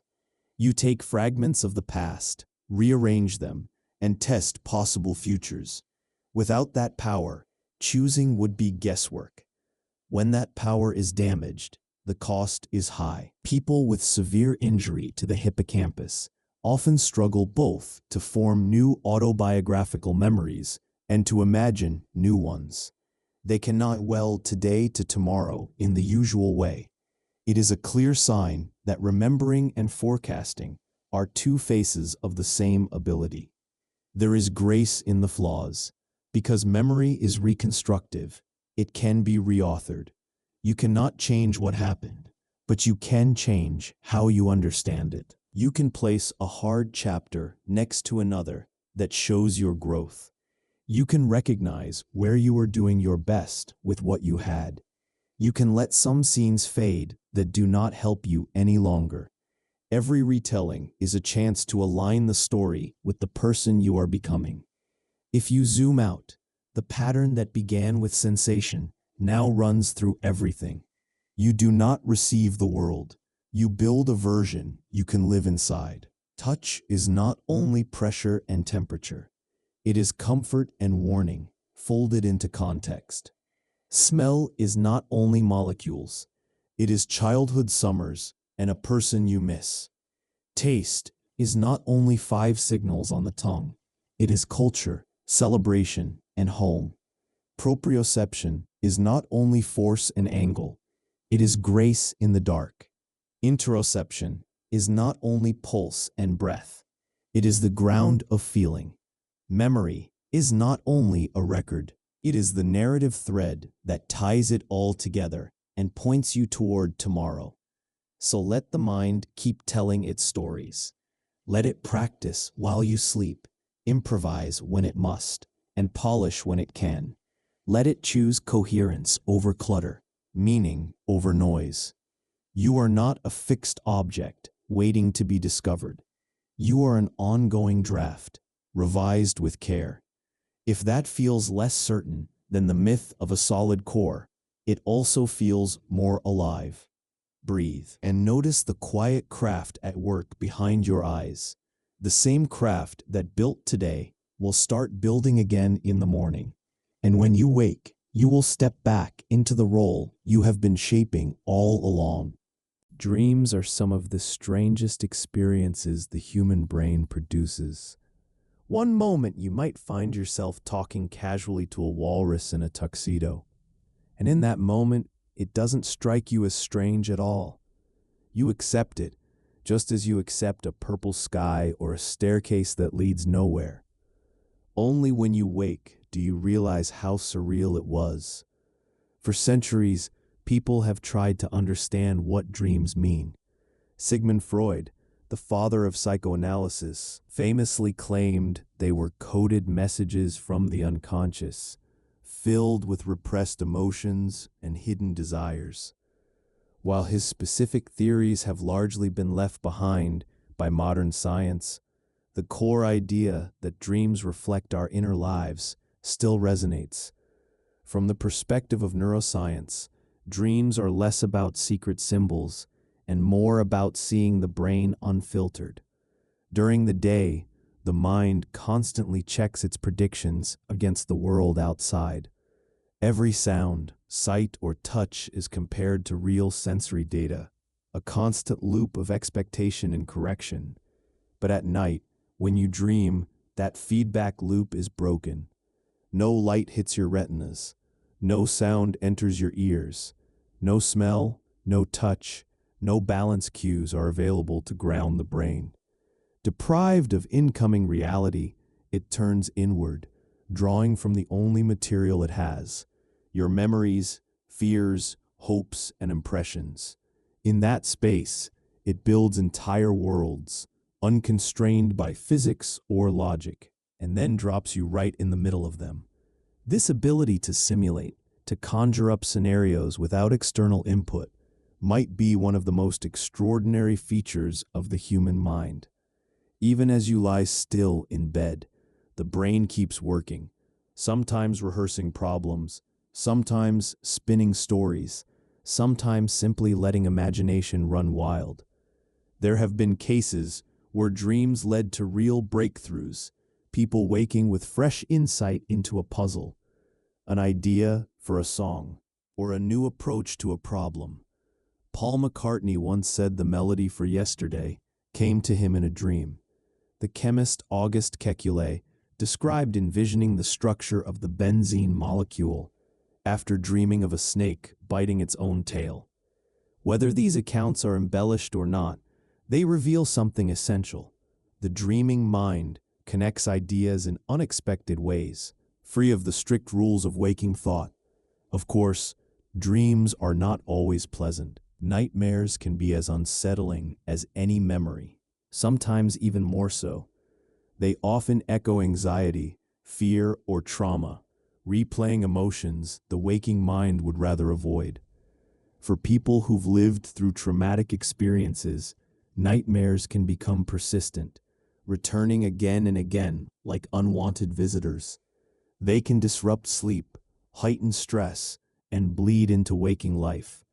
Because of this, researchers have developed ways to reshape the dream experience. One such method is imagery rehearsal therapy, where a person consciously rewrites their nightmare while awake, imagining a safer or more positive version of the story. With practice, this new version can gradually take root in sleep, softening the nightmare's grip. More recently, scientists have experimented with gently influencing dream content from the outside. By introducing subtle cues, a sound, a smell, or even a suggestion before sleep, researchers have found they can sometimes steer dreams. Imagine listening to the sound of ocean waves and finding yourself in a dream where you walk along a shoreline. It's still early days, but the idea of guiding dreams holds fascinating possibilities. Perhaps one day we'll be able to practice skills, confront fears, or explore imagined worlds while our bodies rest. The thought that we might actively shape the dream realm is as extraordinary as the dreams themselves. But whether guided or spontaneous, dreams remind us of something profound about the brain. Reality is flexible. When you dream, you don't just witness strange scenarios, you believe them. A goat wearing a business suit doesn't raise an eyebrow. A city floating in the sky feels normal. The brain isn't passively accepting these scenes. It's the very thing inventing them. And when you wake, Even if the details fade, you carry with you the memory of a world spun entirely from within. In this sense, the dreaming mind is not a separate self. It is simply another mode of being, a nighttime operation of the same machinery that guides your waking life. And in its own way, it may be more honest. Dreams bypass the filters of logic and reason, giving you unpolished glimpses of your own inner landscape. They may not always make sense, but they are yours, each one a little story, written and performed by your own brain while you sleep.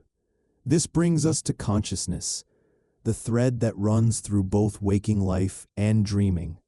It's a word that feels obvious until you try to explain it. Ask yourself, what is consciousness? Most people answer by pointing to their awareness, the voice in their head, the presence behind their eyes, the movie of experience that plays every day. You live in it constantly, and yet when pressed to define it, it slips away, like mist you can't hold in your hand. At its simplest, consciousness is awareness of yourself and the world around you. But this definition feels too thin, too tidy for something so vast. The real puzzle isn't that we process information. After all, a calculator does that. The puzzle is that our processing comes with an inner life. We don't just record wavelengths of light. We see a sunset. We don't just detect sound waves. We hear music. We don't just register tissue damage. We feel pain. There is something it is like to be you, something that turns raw data into lived experience. Philosopher David Chalmers famously called this the hard problem of consciousness. The easy problems, though still enormously difficult, involve figuring out the mechanics. How does the brain process visual signals? How are memories stored? What circuits activate when we make decisions? These can, at least in theory, be solved with science. The hard problem is different. It asks, why does all this information processing feel like something? Why isn't it just dark, unconscious computation, like numbers being crunched by a machine? Think of your brain for a moment. It's a 3-pound organ made of cells and chemicals, exchanging electrical signals in the dark. And yet from this lump of biology emerges a mind that can savor a poem, miss a loved one, or wonder about the stars. It's as though the brain is not only running calculations, but also projecting a private film, one only you can watch. The mystery of how that happens remains unsolved, one of the greatest questions in science and philosophy. To begin unraveling it, scientists look closely at the brain's activity. Right now, billions of neurons are firing, forming patterns that give rise to every thought, memory, and sensation. Different regions specialize. The visual cortex handles sight, the motor cortex movement, the prefrontal cortex planning and social reasoning. But no single region has been identified as the consciousness center. Instead, many researchers believe consciousness arises from the way these regions interact. Like an orchestra, where no instrument is the music alone, but together they create the symphony. Consciousness may be the emergent property of many systems woven into one. One influential idea is called the global workspace theory.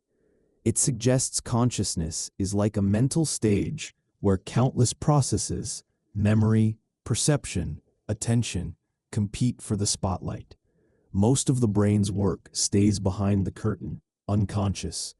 But when a thought or sensation makes it to center stage, it becomes conscious, broadcast widely across the brain. You become aware of it, and it joins the narrative of your life. This theory helps explain the mechanics of awareness, but not the mystery. Why should the spotlight feel like anything at all?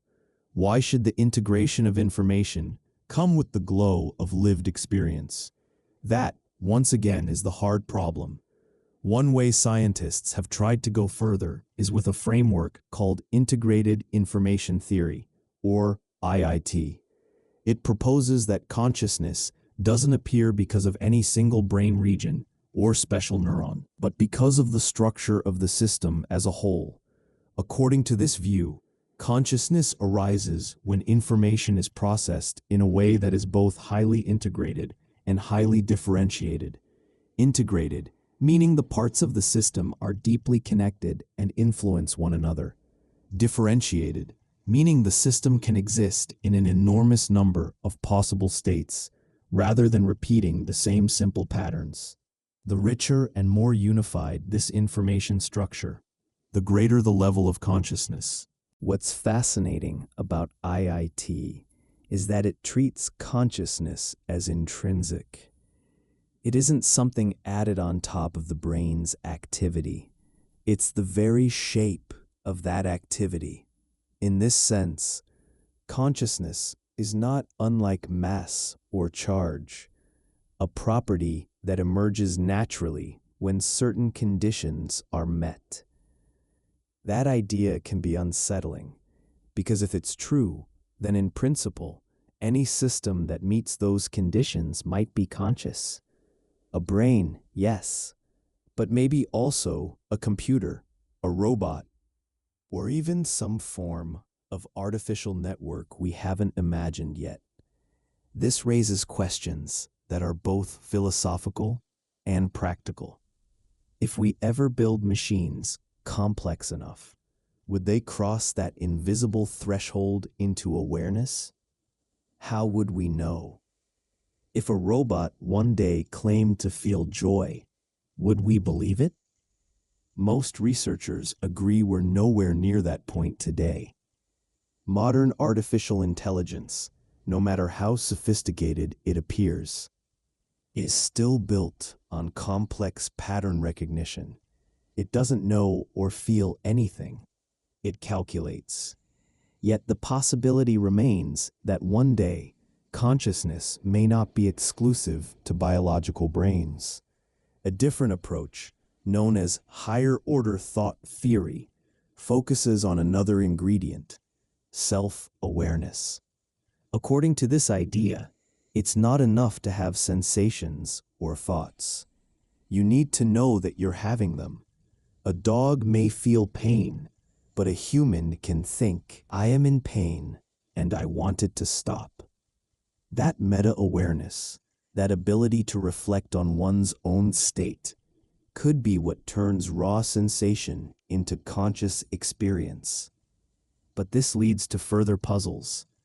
Are animals without this self-reflection conscious in some lesser way? Do they experience fragmented forms of awareness? The debates are ongoing, but they all circle around the same mystery. How does the light of experience flicker on? The more we look, the more we see that consciousness isn't monolithic. It's not a solid block that either exists or doesn't. It's flexible, layered, and sometimes fragile.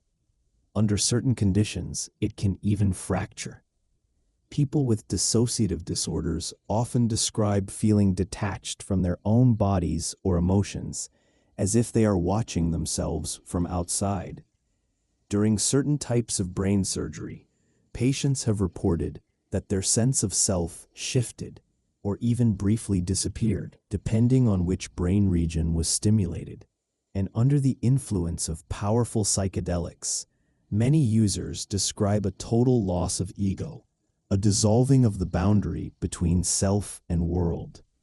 These experiences suggest that consciousness is not fixed, but malleable, a construct that can bend, stretch, and sometimes vanish. This brings up another question. When does consciousness begin, and when does it end? Does it flicker on the moment an infant forms its first memories? Or is it present even earlier? Do people in comas or vegetative states still hold on to some internal awareness we can't see? Modern neuroimaging has provided surprising clues. In a landmark study, a patient who appeared completely unresponsive was asked to imagine playing tennis. Astonishingly, scans of the brain lit up in the motor planning areas, just as they would in a healthy person, imagining the same thing. Later, such patients were even able to answer yes or no questions by imagining different tasks, activating distinct brain regions. These findings suggest that consciousness can persist even when the outward signs are gone. Still, for all the progress science has made, the subjective nature of consciousness makes it slippery. You can measure brain activity, analyze neural circuits, and model cognitive functions, but you cannot step inside another person's mind. You can never directly feel their awareness. You can only hear their words, study their behavior, and infer. Consciousness remains the most private of experiences, something only you can access from the inside. And perhaps that privacy is part of the wonder. It's the thing that makes your inner life uniquely yours. Even if science someday maps every neural circuit and writes down every formula for how experience emerges, the fact remains that your consciousness is yours alone. It's the quiet presence behind your eyes, the perspective through which you see the world. If you think about it, consciousness is the foundation for everything else. Your thoughts, your beliefs, your memories, your emotions, they all arise within the canvas of awareness. Change any of them, and awareness remains. It is the backdrop against which the drama of life unfolds. Without it, there is no story, no you to tell it. With it, everything becomes illuminated. This is why, even as scientists wrestle with the hard problem, many suggest that maybe the point isn't just to solve it. Maybe it's also to appreciate it, to acknowledge that being conscious, in all its mystery, is the most intimate part of being alive. You can change your hairstyle, your job, your politics. You can grow older, wiser, or more tired. But what never leaves is the fact that you are aware, right here, right now. That awareness is your constant companion. Think of how it shapes every experience. You enter a crowded room. There are bursts of laughter in one corner, a heated phone conversation by the window, the clinking of glasses at a table. Without any conscious effort, your mind begins to build models of the people around you. Who is happy? Who is tense? Who is bored? Who is pretending not to be? Instantly, you start assigning motives, feelings, and personalities based on scraps of data, a raised eyebrow, a shift in posture, a tone of voice. It's as though your brain is a tireless detective, endlessly constructing stories about other minds. This ability, called social perception, is one of humanity's defining skills. We are a profoundly social species, and our survival has always depended on understanding and predicting the behavior of others. To hunt together, to share resources, to avoid conflict, you need to sense what someone else might do before they do it. And so the brain evolved networks specialized for this kind of mind reading. Regions that light up when you think about what another person believes, fears, or intends. At the core of this lies something known as theory of mind.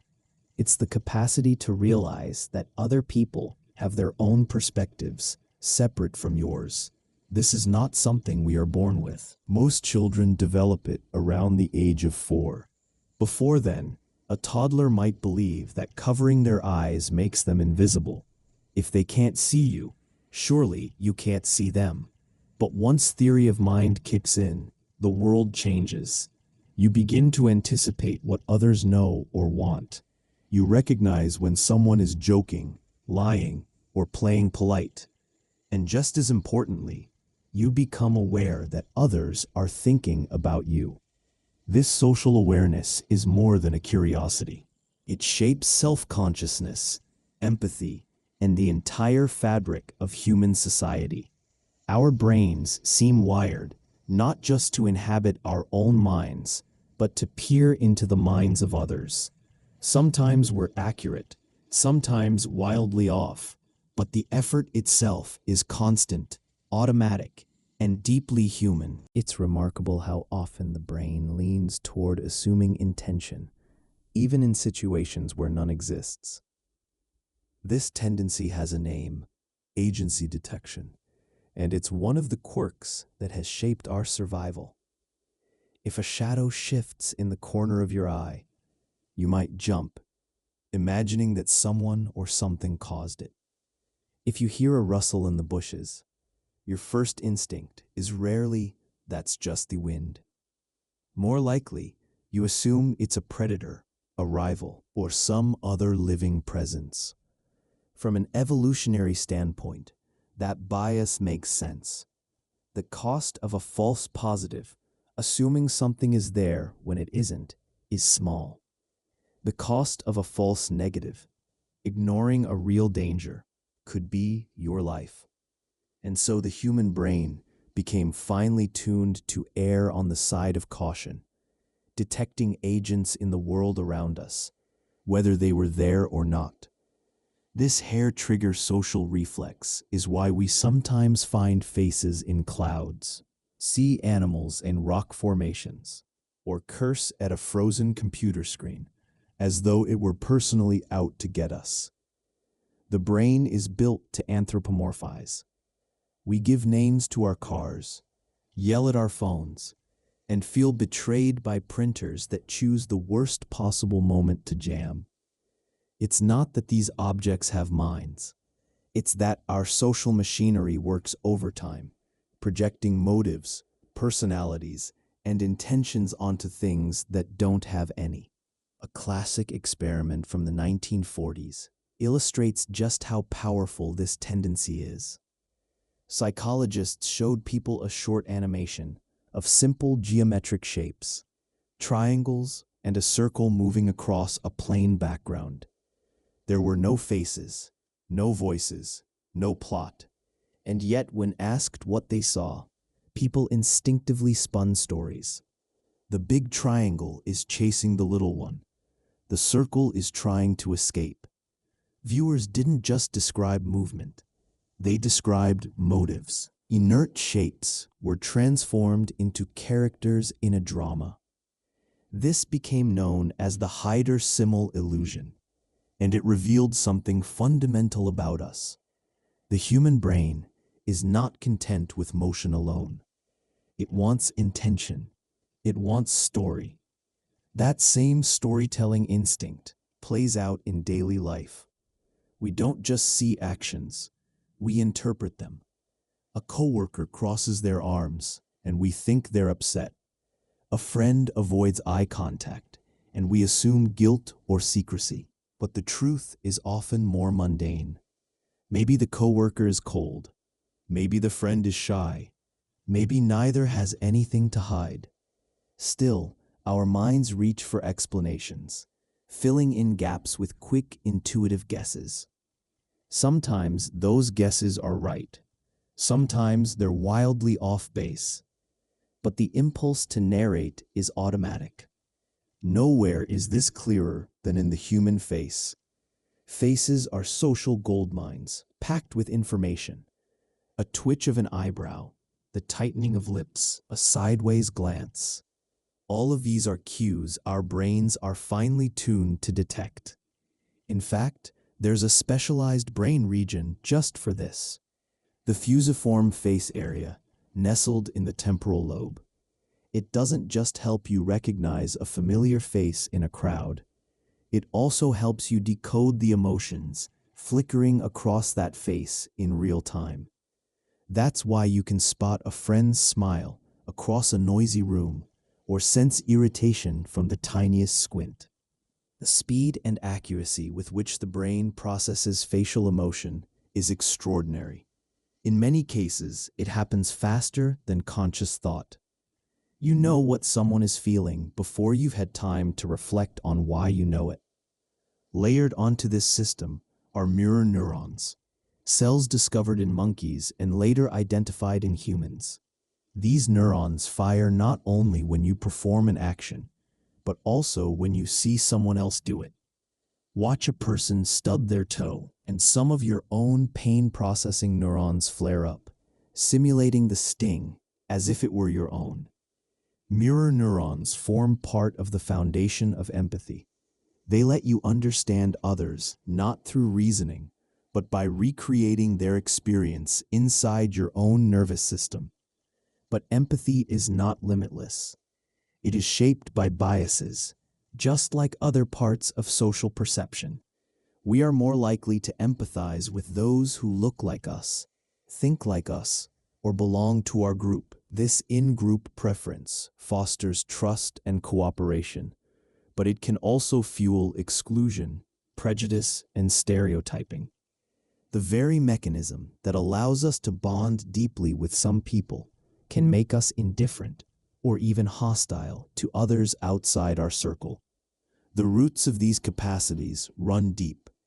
Human beings show a preference for faces within hours of being born. Newborns will spend more time looking at face-like patterns than at random shapes. By a few months of age, infants can distinguish between friendly and unfriendly interactions, showing a preference for characters that act kindly over those that act aggressively. The social brain doesn't have to be taught from scratch. It comes with scaffolding already in place, ready to be refined by experience. As we grow, that scaffolding becomes more elaborate. We learn to parse sarcasm, humor, and irony, skills that require juggling multiple layers of meaning at once. To understand sarcasm, for instance, you must process the literal meaning of a statement, recognize that it doesn't match the tone or context, and then flip the meaning entirely, all in the space of a heartbeat. For many people, this is second nature. For others, particularly those with neurological differences, such as autism spectrum disorder, these layers of inference can be challenging. The social brain is powerful, but its abilities are not evenly distributed, and yet even those who find sarcasm elusive are constantly engaged in another social trick: inner dialogue. Humans rehearse conversations in their minds, replaying awkward exchanges, imagining future interactions, or debating with themselves over what they should have said. This inner theater is an extension of social modeling. It allows us to simulate not only other minds, but our own. You can imagine what someone might say, what you might reply, and how the exchange will unfold.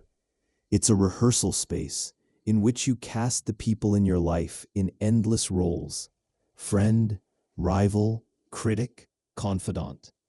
Even when we're alone, the brain's social machinery hums in the background. Brain scans show that when people are resting quietly, the default mode network, a set of regions linked to self-reflection and social cognition, lights up. Far from shutting down during downtime, the brain uses those moments to wander through imagined conversations, reflect on past encounters, and prepare for future ones. In many ways, the resting brain is still social, still busy stitching together stories about relationships and interactions. For all its sophistication, however, this machinery is far from flawless.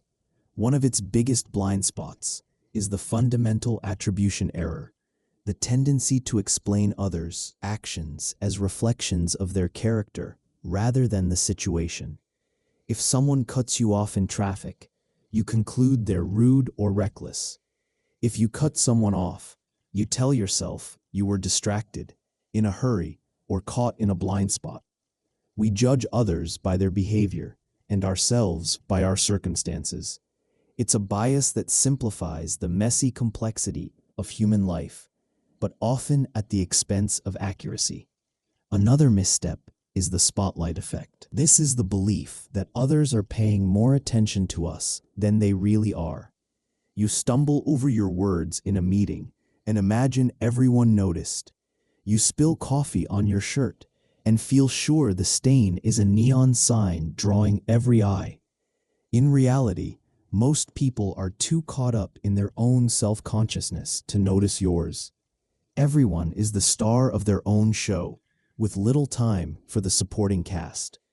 These quirks reveal an important truth. Being conscious and intelligent doesn't shield us from error. If anything, it makes us more confident in our mistakes. The brain's social machinery evolved for survival, not for perfect logic. It's full of shortcuts, heuristics, and biases that usually work well enough, but sometimes lead us astray. If you start noticing these mental shortcuts, they can feel like plot holes in the script of your life. They don't ruin the story, but they remind you that the narrator in your head isn't always trustworthy.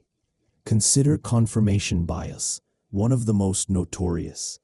It's your brain's habit of seeking out information that reinforces what you already believe, while ignoring or dismissing what contradicts it. It's not that the brain is malicious, it just really enjoys being right. If you suspect a certain food gives you headaches, you'll remember the times you ate it and felt pain afterward, but conveniently forget the dozens of times you ate it with no effect. If you believe referees are unfair to your favorite sports team, you'll log every bad call against them while brushing off the favorable ones. Your brain keeps a running tally, but only of the evidence that cheers on your opinion. This becomes especially powerful in the digital age, where algorithms serve us more of what we already click on. Watch one video that aligns with your worldview, and suddenly your feed is filled with dozens more. Scroll long enough, and it can start to feel like the entire world agrees with you. In truth, you're standing in an echo chamber where your own voice keeps bouncing back at you. Then there's the Dunning-Kruger effect, a bias that's as entertaining to say as it is revealing. It refers to the tendency for people with low skill in a subject to overestimate their competence, while those with high skill tend to underestimate themselves. In other words, the less you know, the more confident you may feel. And the more you learn, the more you realize how much you don't know. That's why a person who has skimmed a few articles on physics might declare bold new theories about the universe, while an actual physicist hesitates, aware of the vastness still unexplored. This mismatch between confidence and competence isn't just academic. It shows up in boardrooms, classrooms, and elections. Overconfident novices may charge ahead, making reckless decisions, while experts stay silent, doubting their authority. The result is a curious paradox. The loudest voices are not always the most informed. Hindsight bias plays its own tricks. After something happens, it suddenly feels inevitable. The market crashes, and you tell yourself you saw it coming. A couple divorces, and you remember all the little clues. Of course, it was obvious. Except it wasn't. Life is messy, unpredictable, and uncertain. Hindsight bias smooths the rough edges, offering us the illusion that events follow a neat script. That illusion can make us dangerously overconfident about predicting what comes next. Another subtle culprit is availability bias. This one equates ease of recall with likelihood. If examples come readily to mind, we assume they must be common. Hear a few vivid news stories about shark attacks, and you start to think the ocean is teeming with danger, even though the actual odds are vanishingly small. Fly after hearing about a plane crash, and turbulence suddenly feels like doom. Though statistics say driving to the airport was far riskier, the brain weighs emotional salience more heavily than actual probability. Pattern seeking, too, plays tricks. We are wired to detect order in chaos. It's what helps us learn language, appreciate music, and make sense of a noisy world. But this strength has a shadow. We often see patterns that don't exist. Gamblers believe the roulette wheel is due for red after a streak of black. Conspiracy theorists connect random dots into elaborate webs. We spot faces in tree bark or messages in clouds. The brain would rather invent structure than admit randomness. Anchoring bias shows up in everyday life as well. The first number we see, the anchor, influences everything that follows. A jacket marked down from $200 to $80 feels like a steal, even if its real value is closer to $40. The initial anchor skews judgment, making the deal feel better than it is. This happens in negotiations, salary discussions, even medical diagnoses. The first suggestion frames all that comes after. Then there's the sunk cost fallacy. You've already invested time, money, or effort, so you keep going even when it's clear the outcome isn't worth it. Maybe you keep binge watching a show you no longer enjoy because you're already 4 seasons in. Or you finish a meal you dislike because you paid for it. Logically, past investment should have no bearing on future choices. Yet the brain clings to what it's already spent, mistaking persistence for payoff. Another illusion hides in plain sight: the illusion of explanatory depth.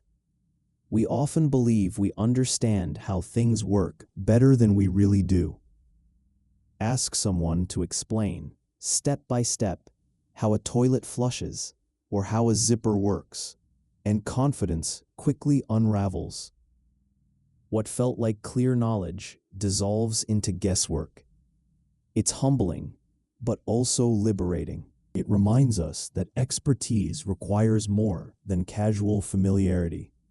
The framing effect reveals how presentation shapes perception. A medical treatment described as having a 90% survival rate sounds far more reassuring than one described as a 10% mortality rate, even though they mean the same thing. Politicians, advertisers, and marketers thrive on this quirk, spinning information in ways that subtly nudge opinions without changing the facts. Memory, too, is vulnerable to distortion.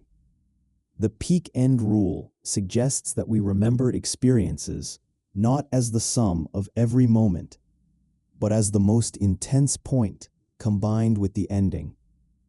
A vacation plagued by rain can still be remembered fondly if it ends with a spectacular sunset. A mediocre concert may feel better in hindsight if the encore is thrilling. Memory edits the reel, keeping highlights and cutting filler. Cognitive dissonance is another curious phenomenon. When your actions conflict with your beliefs, the mind scrambles to reconcile the two. If you suffer through a grueling task, you might convince yourself it was meaningful just to justify the pain. This is why people often feel more loyal to causes or groups they've sacrificed for. The mind wants consistency, and when it can't change the past, it changes the story. Groupthink magnifies many of these biases. Within a group, the desire for harmony often overrides the search for truth. Dissenting voices are silenced, not out of malice, but out of a desire to keep the peace. The result is false consensus, poor decision-making, and collective blind spots. History is full of tragedies that might have been avoided if someone had dared to challenge the group. But evolution wired us to value belonging. Better to be wrong together than right alone, at least from the perspective of a species that survived in tribes. And yet, recognizing these blind spots gives us a strange kind of power. Awareness doesn't eliminate bias, but it can blunt its effects. You may jump to conclusions, but perhaps with a pause, a question, a moment of humility. The act of noticing is a crack in the armor of certainty. It lets light in. It also fosters compassion. If your judgments are riddled with shortcuts and illusions, so are everyone else's. The person who seems stubborn may be trapped by confirmation bias. The person who seems overconfident may be under Dunning-Kruger's spell. The friend who insists they knew it all along is just as human as you, smoothing the rough edges of uncertainty. In the end, the social brain is both brilliant and flawed. It gave us language, culture, and civilization. It also gave us gossip, prejudice, and conspiracy theories. It makes us capable of empathy, cooperation, and love, while also making us vulnerable to error, bias, and misunderstanding. The same machinery that helps us read a friend's smile can lead us to misjudge a stranger. The same shortcuts that let us make quick decisions can steer us wrong. But perhaps that's part of what makes us human. We are not flawless calculators. We are storytellers. We weave meaning into motion, motives into shapes, significance into noise. Our brains may be riddled with biases, but those biases come from the same roots that let us imagine, empathize, and connect. The flaws are the price of the brilliance. So the next time you find yourself certain that you're right, pause for a beat. Ask yourself what shortcuts your brain might be taking. Notice the story it's telling. And remember that behind every story, every bias, and every blind spot lies the same restless social brain, forever weaving the fabric of connection, forever trying to understand others, and forever yearning to be understood itself. It's tempting to think of mistakes as proof that someone is foolish, stubborn, or incapable of learning. But often, when people cling to a mistaken belief or make a poor judgment, the explanation is much simpler. They're just human. The mind is not a perfectly rational machine designed for flawless decision-making. It's a biological system that evolved to keep us alive in unpredictable environments, more concerned with quick survival choices than airtight logic. That same brain that can paint masterpieces and compose symphonies is also the brain that falls prey to superstition, insists that horoscopes sound strangely accurate, or confidently misremembers events that never actually happened. It's brilliant and flawed in equal measure, sometimes a genius, sometimes a jester, like a loyal but occasionally confused friend who insists they know the directions, but still gets lost on the way to the grocery store. Your brain is doing its best with what it has. Sometimes it just needs a nudge. Sometimes it needs a laugh. But always it's adapting, learning, improvising, and inventing. And perhaps that mixture of precision and imperfection is what makes being human so endlessly fascinating. At the heart of that fascination lies an odd assumption that the reality we perceive is the reality that exists. We imagine that what we see, hear, touch, and taste is more or less what everyone else experiences, that our personal version of the universe is a faithful recording of objective truth. But in reality, perception is more like a private filter. It's tailored by evolution, tweaked by culture, and sculpted by personal history. Our nervous system is not an all-access pass to the cosmos. It's more like a ticket to a very specific show, one that plays out inside our heads. Entire dimensions of reality pass us by unnoticed, simply because our biology wasn't built to sense them. Biologist Jakob von Uexküll had a word for this: the Umwelt. It means the unique sensory bubble every creature lives inside, a world stitched together from whatever information its senses can capture. To us, the world is filled with color, sound, scent, and texture. To a bat, it's a place mapped in echoes. To a dog, it's a dense tapestry of smells layered over one another, more vivid than sight. To a bee, flowers are not just petals and perfume. They're glowing patterns in ultraviolet light invisible to human eyes. The fish that tracks tiny ripples in murky water. The shark that senses the faint pulse of a beating heart. The migratory bird, guided by Earth's magnetic whispers. All of them inhabit the same planet we do, yet live in realities we can't directly imagine. Their worlds are not less real. They're just different slices of the same grand puzzle, revealed through the senses they've been equipped with. Even among humans, perception is far from universal. Colorblind individuals see a visual palette that diverges subtly from the majority. Those with synesthesia might taste words or see colors when they hear music, blending senses in ways most of us never experience. Someone with autism might perceive sensory input with a heightened intensity, overwhelmed by details others overlook. The truth is that there is no single, standard model of the human world. Each brain constructs its own best guess, tuned to its body and its past. But let's step back and measure just how narrow the human sensory window really is. Our eyes, for all their complexity, only register a tiny fraction of the electromagnetic spectrum. The narrow band we call visible light is flanked on one side by ultraviolet and on the other by infrared, with vast stretches of energy beyond either end that we can't detect without instruments.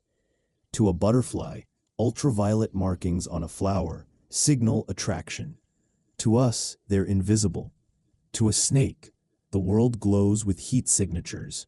To us, that infrared world is dark.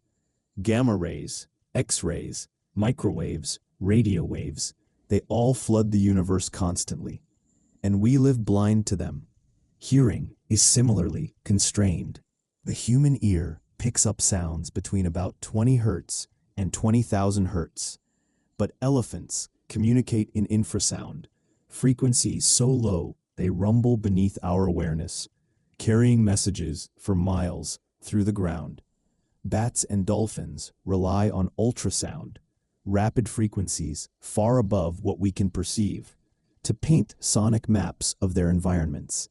They are literally living inside soundscapes we cannot access. Smell may be the sense we underestimate most. With around 400 types of olfactory receptors, humans are decent sniffers, but a dog has more than twice as many. A bloodhound can follow a scent trail, days old, across landscapes we would consider odorless. To dogs, the air is written with stories of who passed by, what they carried, and even what they felt. We barely get a whiff of that world. Touch, too, is not as universal as we imagine.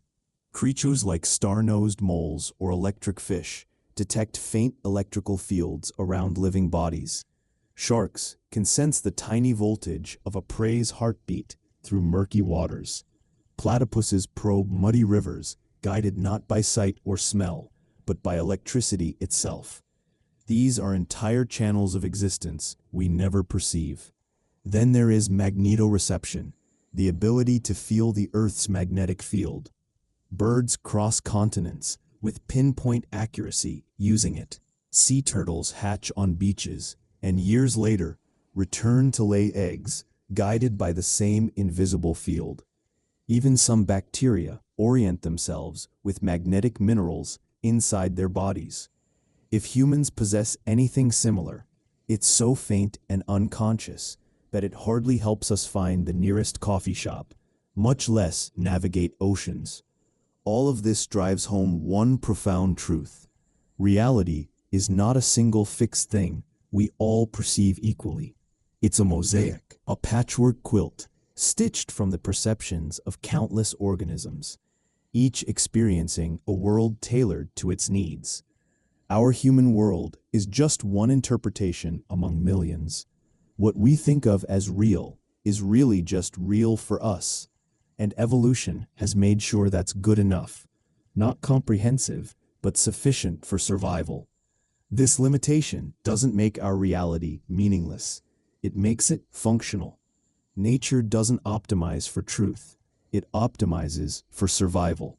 The colors we see, the sounds we hear, the flavors we taste, they're tuned to what helps us eat, avoid danger, find shelter, and connect with one another.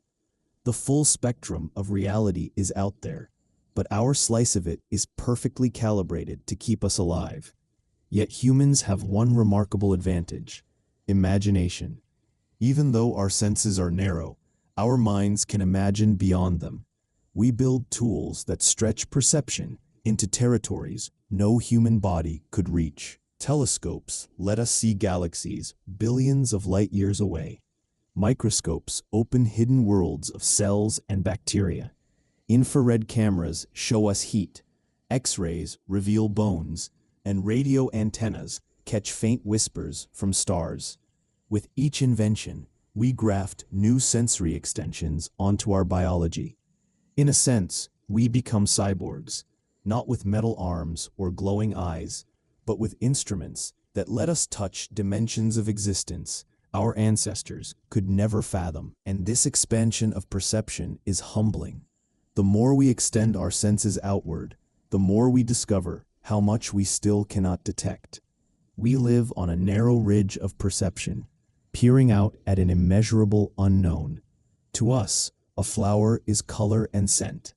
To a bee, it glows with ultraviolet secrets. To a snake, it radiates heat. Which is the real flower?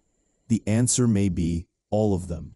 Each creature sees the version of reality it needs, and together, those versions form something bigger than any single one of us could grasp. Even within humanity, culture and language twist the kaleidoscope further. Some languages divide colors differently, with more or fewer words to describe shades. Others use cardinal directions, north, south, east, west, instead of left and right, training speakers to stay perpetually oriented in space. Wine experts don't necessarily taste more than others. They've just developed a vocabulary that teaches their brains to notice subtler notes. Words themselves shape experience, helping us carve meaning out of sensation. The lesson here is both unsettling and liberating. Your reality is not the reality. It's one version among many, filtered by senses, structured by language, colored by memory, and sculpted by imagination. That doesn't make it false, it makes it yours. And recognizing that limitation is what opens the door to humility and curiosity. Everyone you meet is walking through their own version of the world. You'll never see exactly what they see, never feel exactly what they feel. But knowing that such invisible variations exist can make you softer toward others, more patient, and more eager to learn. In the end, looking out at the world is like peeking through a keyhole. The view is partial, sometimes distorted, but it's still beautiful, and it's not the only keyhole. Bees, bats, dogs, dolphins, even your neighbor, all of them are looking through their own. Reality isn't a single story told one way. It's a chorus of perspectives, a symphony of perceptions layered across the same physical stage. And in that chorus, your voice is just one note, not the whole song, but a necessary part of it. Time seems so straightforward on the surface. A clock ticks. The sun rises and sets. Birthdays come and go. Things grow, change, decay. Easy enough. But the moment you stop taking it for granted and really begin to probe it, time slips away like sand through your fingers. It's bendable, elastic, deeply personal, and in many ways, one of the strangest features of human existence.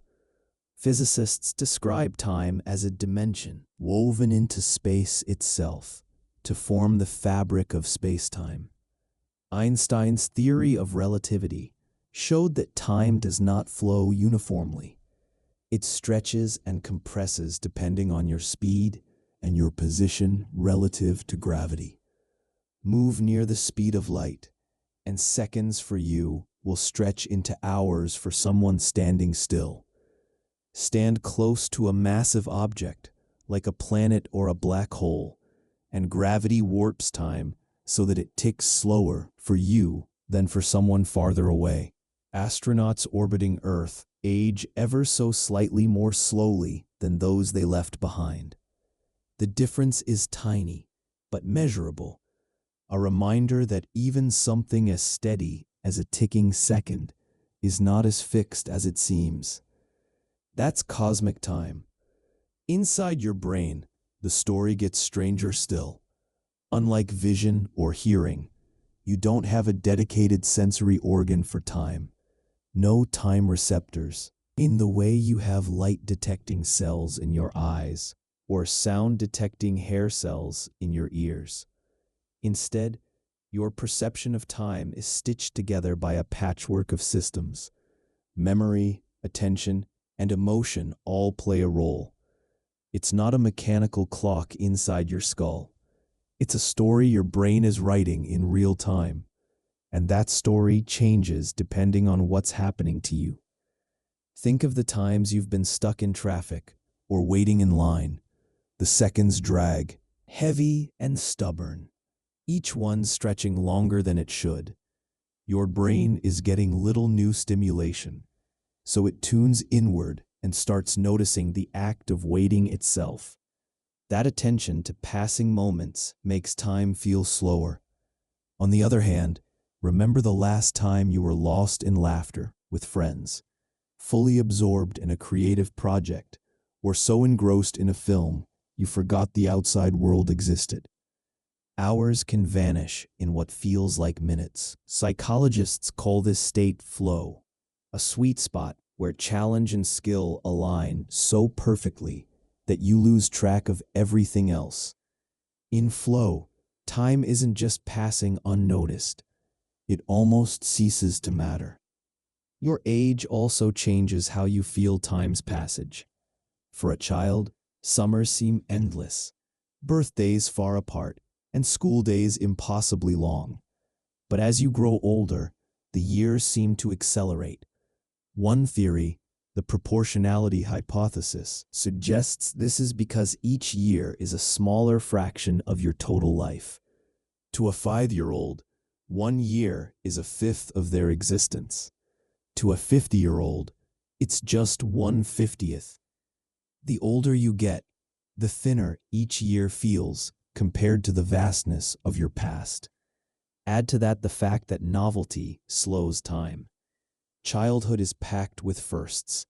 First day of school, first bike ride, first heartbreak, and each one creates strong, lasting memories. As novelty diminishes and routines take over, fewer standout markers exist. In retrospect, those years seem to blur and shrink. Emotion warts time perception too. In moments of fear or crisis, time can feel as though it slows to a crawl. People in car accidents often report that everything seemed to move in slow motion. The brain, in heightened states of arousal, encodes more detail than usual. When you look back, that dense memory feels stretched out, like replaying a movie in slow motion. Strangely, the actual passage of time wasn't altered. It's the way the memory was laid down that creates the illusion of slowness. Meanwhile, dread does the opposite. Waiting for bad news, anticipating pain, or counting down to something unpleasant can make minutes feel eternal. Your brain keeps looping back, checking, asking, "Is it here yet?" That mental repetition drags the seconds out far longer than the clock dictates. Sleep bends time in its own peculiar way. You close your eyes, hours vanish, and you wake to a new morning. It feels instant, yet within that gap, entire dream worlds may have played out. Dreams don't obey clocks. They unfold in elastic, fragmented sequences. You might live through what feels like hours of story in just a few minutes of REM sleep. And when you wake, time resumes its usual march, leaving the night as a strange, compressed pocket of existence. Memory itself is inseparable from time. It's how we stitch together the illusion of a continuous self. Without memory, there's no narrative thread linking past, present, and future. Each remembered moment becomes a bead, and time is the string holding them together. But memory is not a perfect recorder. It's a reconstruction, prone to bias and alteration. That means our experience of time, far from being linear and precise, is fluid, malleable, even unreliable. A joyful vacation remembered years later can feel longer and richer than it was. A traumatic event, replayed over and over in memory, can seem never-ending, even if it lasted only minutes. Time is both a flow we ride and a story we tell ourselves about that flow. And then there's the oddity of time's asymmetry. Physics equations, at their core, don't particularly care about direction. Run them forward or backward, and they still make sense. But in lived experience, time only ever flows one way. You remember yesterday, not tomorrow. You grow older, not younger. This arrow of time is deeply tied to entropy, the tendency for systems to move from order to disorder. Ice melts, eggs break, stars burn out. The universe marches forward toward greater complexity and decay, and we march with it. But in our perception, the arrow of time is not just physics, it's also psychology. The mind demands continuity. Without it, the self would disintegrate. That self, the ongoing illusion we carry, is fragile and flexible. Neuroscience shows us that it can be fractured, expanded, or dissolved. Under anesthesia, it vanishes. Under psychedelics, it can dissolve into a boundless sense of unity. In meditation, it can grow faint, leaving behind only raw awareness. What you think of as you is less like a fixed object and more like a process, constantly assembled moment by moment, reconstructed from memory, emotion, and perception. The sense of continuity is strong, but it is not absolute. There are cracks in the illusion, little reminders that the self is a story your brain tells itself to keep life coherent. Taken together, these strange qualities, our limited senses, our flexible perception of time, our reconstructive memory, and our illusory sense of self, remind us that being human is not about holding perfect truths. It's about navigating an ever-shifting landscape with a brain designed to improvise. The story you live, the flow of time you feel, the self you carry, all of it is woven from processes beneath awareness. They don't always get it right, but they give you a world rich enough to love, explore, and wonder at. And maybe that's the point. Time may bend and slip, memory may distort, the self may be an illusion, but the experience is still yours. Fleeting, subjective, imperfect, all yours, but real to you in every way that matters. You are not a static being watching time go by. You are time, awareness unfolding moment by moment, a living story written across the fabric of existence. You close your eyes, and almost without warning, morning arrives. The hours in between vanish, replaced by dreams that often feel far longer than they actually are. A single dream might stretch into what feels like hours of experience, even though it only lasts minutes. That's because in sleep, your brain isn't bound by the usual rules of external reality. The feedback loops that keep waking life tethered, sight, sound, touch, these are quieted in the realm of dreams. The constant hum of your body moving through space are muted. In their absence, your mind invents its own rhythm, filling in gaps with memory, imagination, and emotion. And when you wake, it's as though you've traveled through a private universe stitched together in the dark. This ability to create seamless illusions doesn't stop with dreaming. It's happening right now in every waking moment. Take time, for example. It feels steady, like an ever-flowing stream, but it isn't. Your brain lags behind reality by a few hundred milliseconds, quietly buffering experience before presenting it to you as the present moment. It edits and synchronizes sights, sounds, and sensations into a story that feels immediate, even though it's slightly delayed. That's why, when someone claps their hands, you perceive sound and sight together, even though they arrive at different speeds and are processed in different regions of the brain. The harmony you feel isn't raw reality. It's your brain's careful stitching, its constant editing suite, making sure the story feels smooth. Most of the time, this hidden machinery runs flawlessly. But every now and then, the gears slip. When you glance at a clock and the second hand seems frozen for a beat, you're experiencing chronostasis, your brain filling in missing information with a placeholder, extending that first moment to keep the illusion of continuity. When you watch a video where sound and picture are slightly out of sync, the illusion collapses. Suddenly you notice just how much work your brain does to keep the world coherent. Our sense of time is one of the best reminders that consciousness isn't a passive window onto reality, but an active construction. For some people, that construction can fracture. Depression slows time to a crawl. Mania accelerates it. Psychedelics and meditation can stretch it, dissolve it, or make it vanish entirely.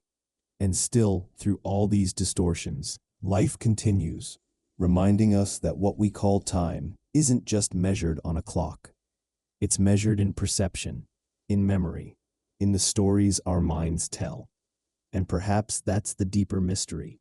Consciousness doesn't just observe, it weaves.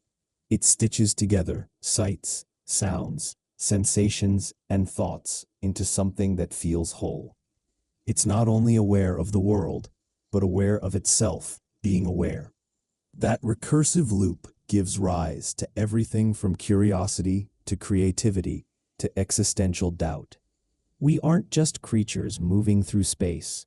We are meaning-making storytellers, turning randomness into order, weaving symbols from stars, inventing myths, rituals, and narratives to explain who we are and why we're here. This tendency toward story is not a flaw, it's a feature. Stories help us survive, connect, and imagine futures that don't yet exist. They allow us to find purpose in the ordinary and beauty in the unexpected. They help us endure suffering by framing it, and celebrate joy by sharing it. Our brains don't store neutral facts. They shape experiences into narratives, and those narratives become identity. But meaning is slippery. The same machinery that lets us find inspiration in music or comfort in ritual can also lead us to superstition, conspiracy, or rigid beliefs that close us off. The drive for answers is so strong that we sometimes accept any story, even a false one, just to tame uncertainty. Still, the very act of searching for meaning is a testament to the uniqueness of human consciousness. Other creatures may sense, act, or even feel, but we wonder. We step back and ask, why? And maybe that's where awe comes in. The moments that hush the restless narrator and remind us that not everything needs explanation. A star-filled sky, a thunderstorm rolling across the horizon, a piece of music that sends chills down your spine. These moments don't give us answers. They give us perspective. They loosen the grip of the self, connecting us to something larger, something we can't quite pin down but can still feel. Awe isn't about solving mysteries. It's about standing in their presence and letting them change us. That, perhaps, is the heart of consciousness. Not just awareness, the ability to step back and marvel at being aware, to hold questions without answers, to notice beauty without dissecting it, to feel connected to a world far larger than the narrow band of reality our senses provide. We began this journey with a few simple but stubborn questions. Who are you? What is reality? How does a 3-pound lump of neurons make sense of a universe so vast and strange? And while none of those questions has been fully answered, how could they be? Perhaps the way you hold them now feels different. Not puzzles to be solved once and for all, but companions to carry with you. Reminders of the strangeness and wonder that pulse beneath everyday life. Because reality, as we've seen, is not a fixed recording. It is a performance, fluid, creative, imperfect, stitched together, moment by moment. And you, for all your flaws, biases, and blind spots, are the miracle of that performance.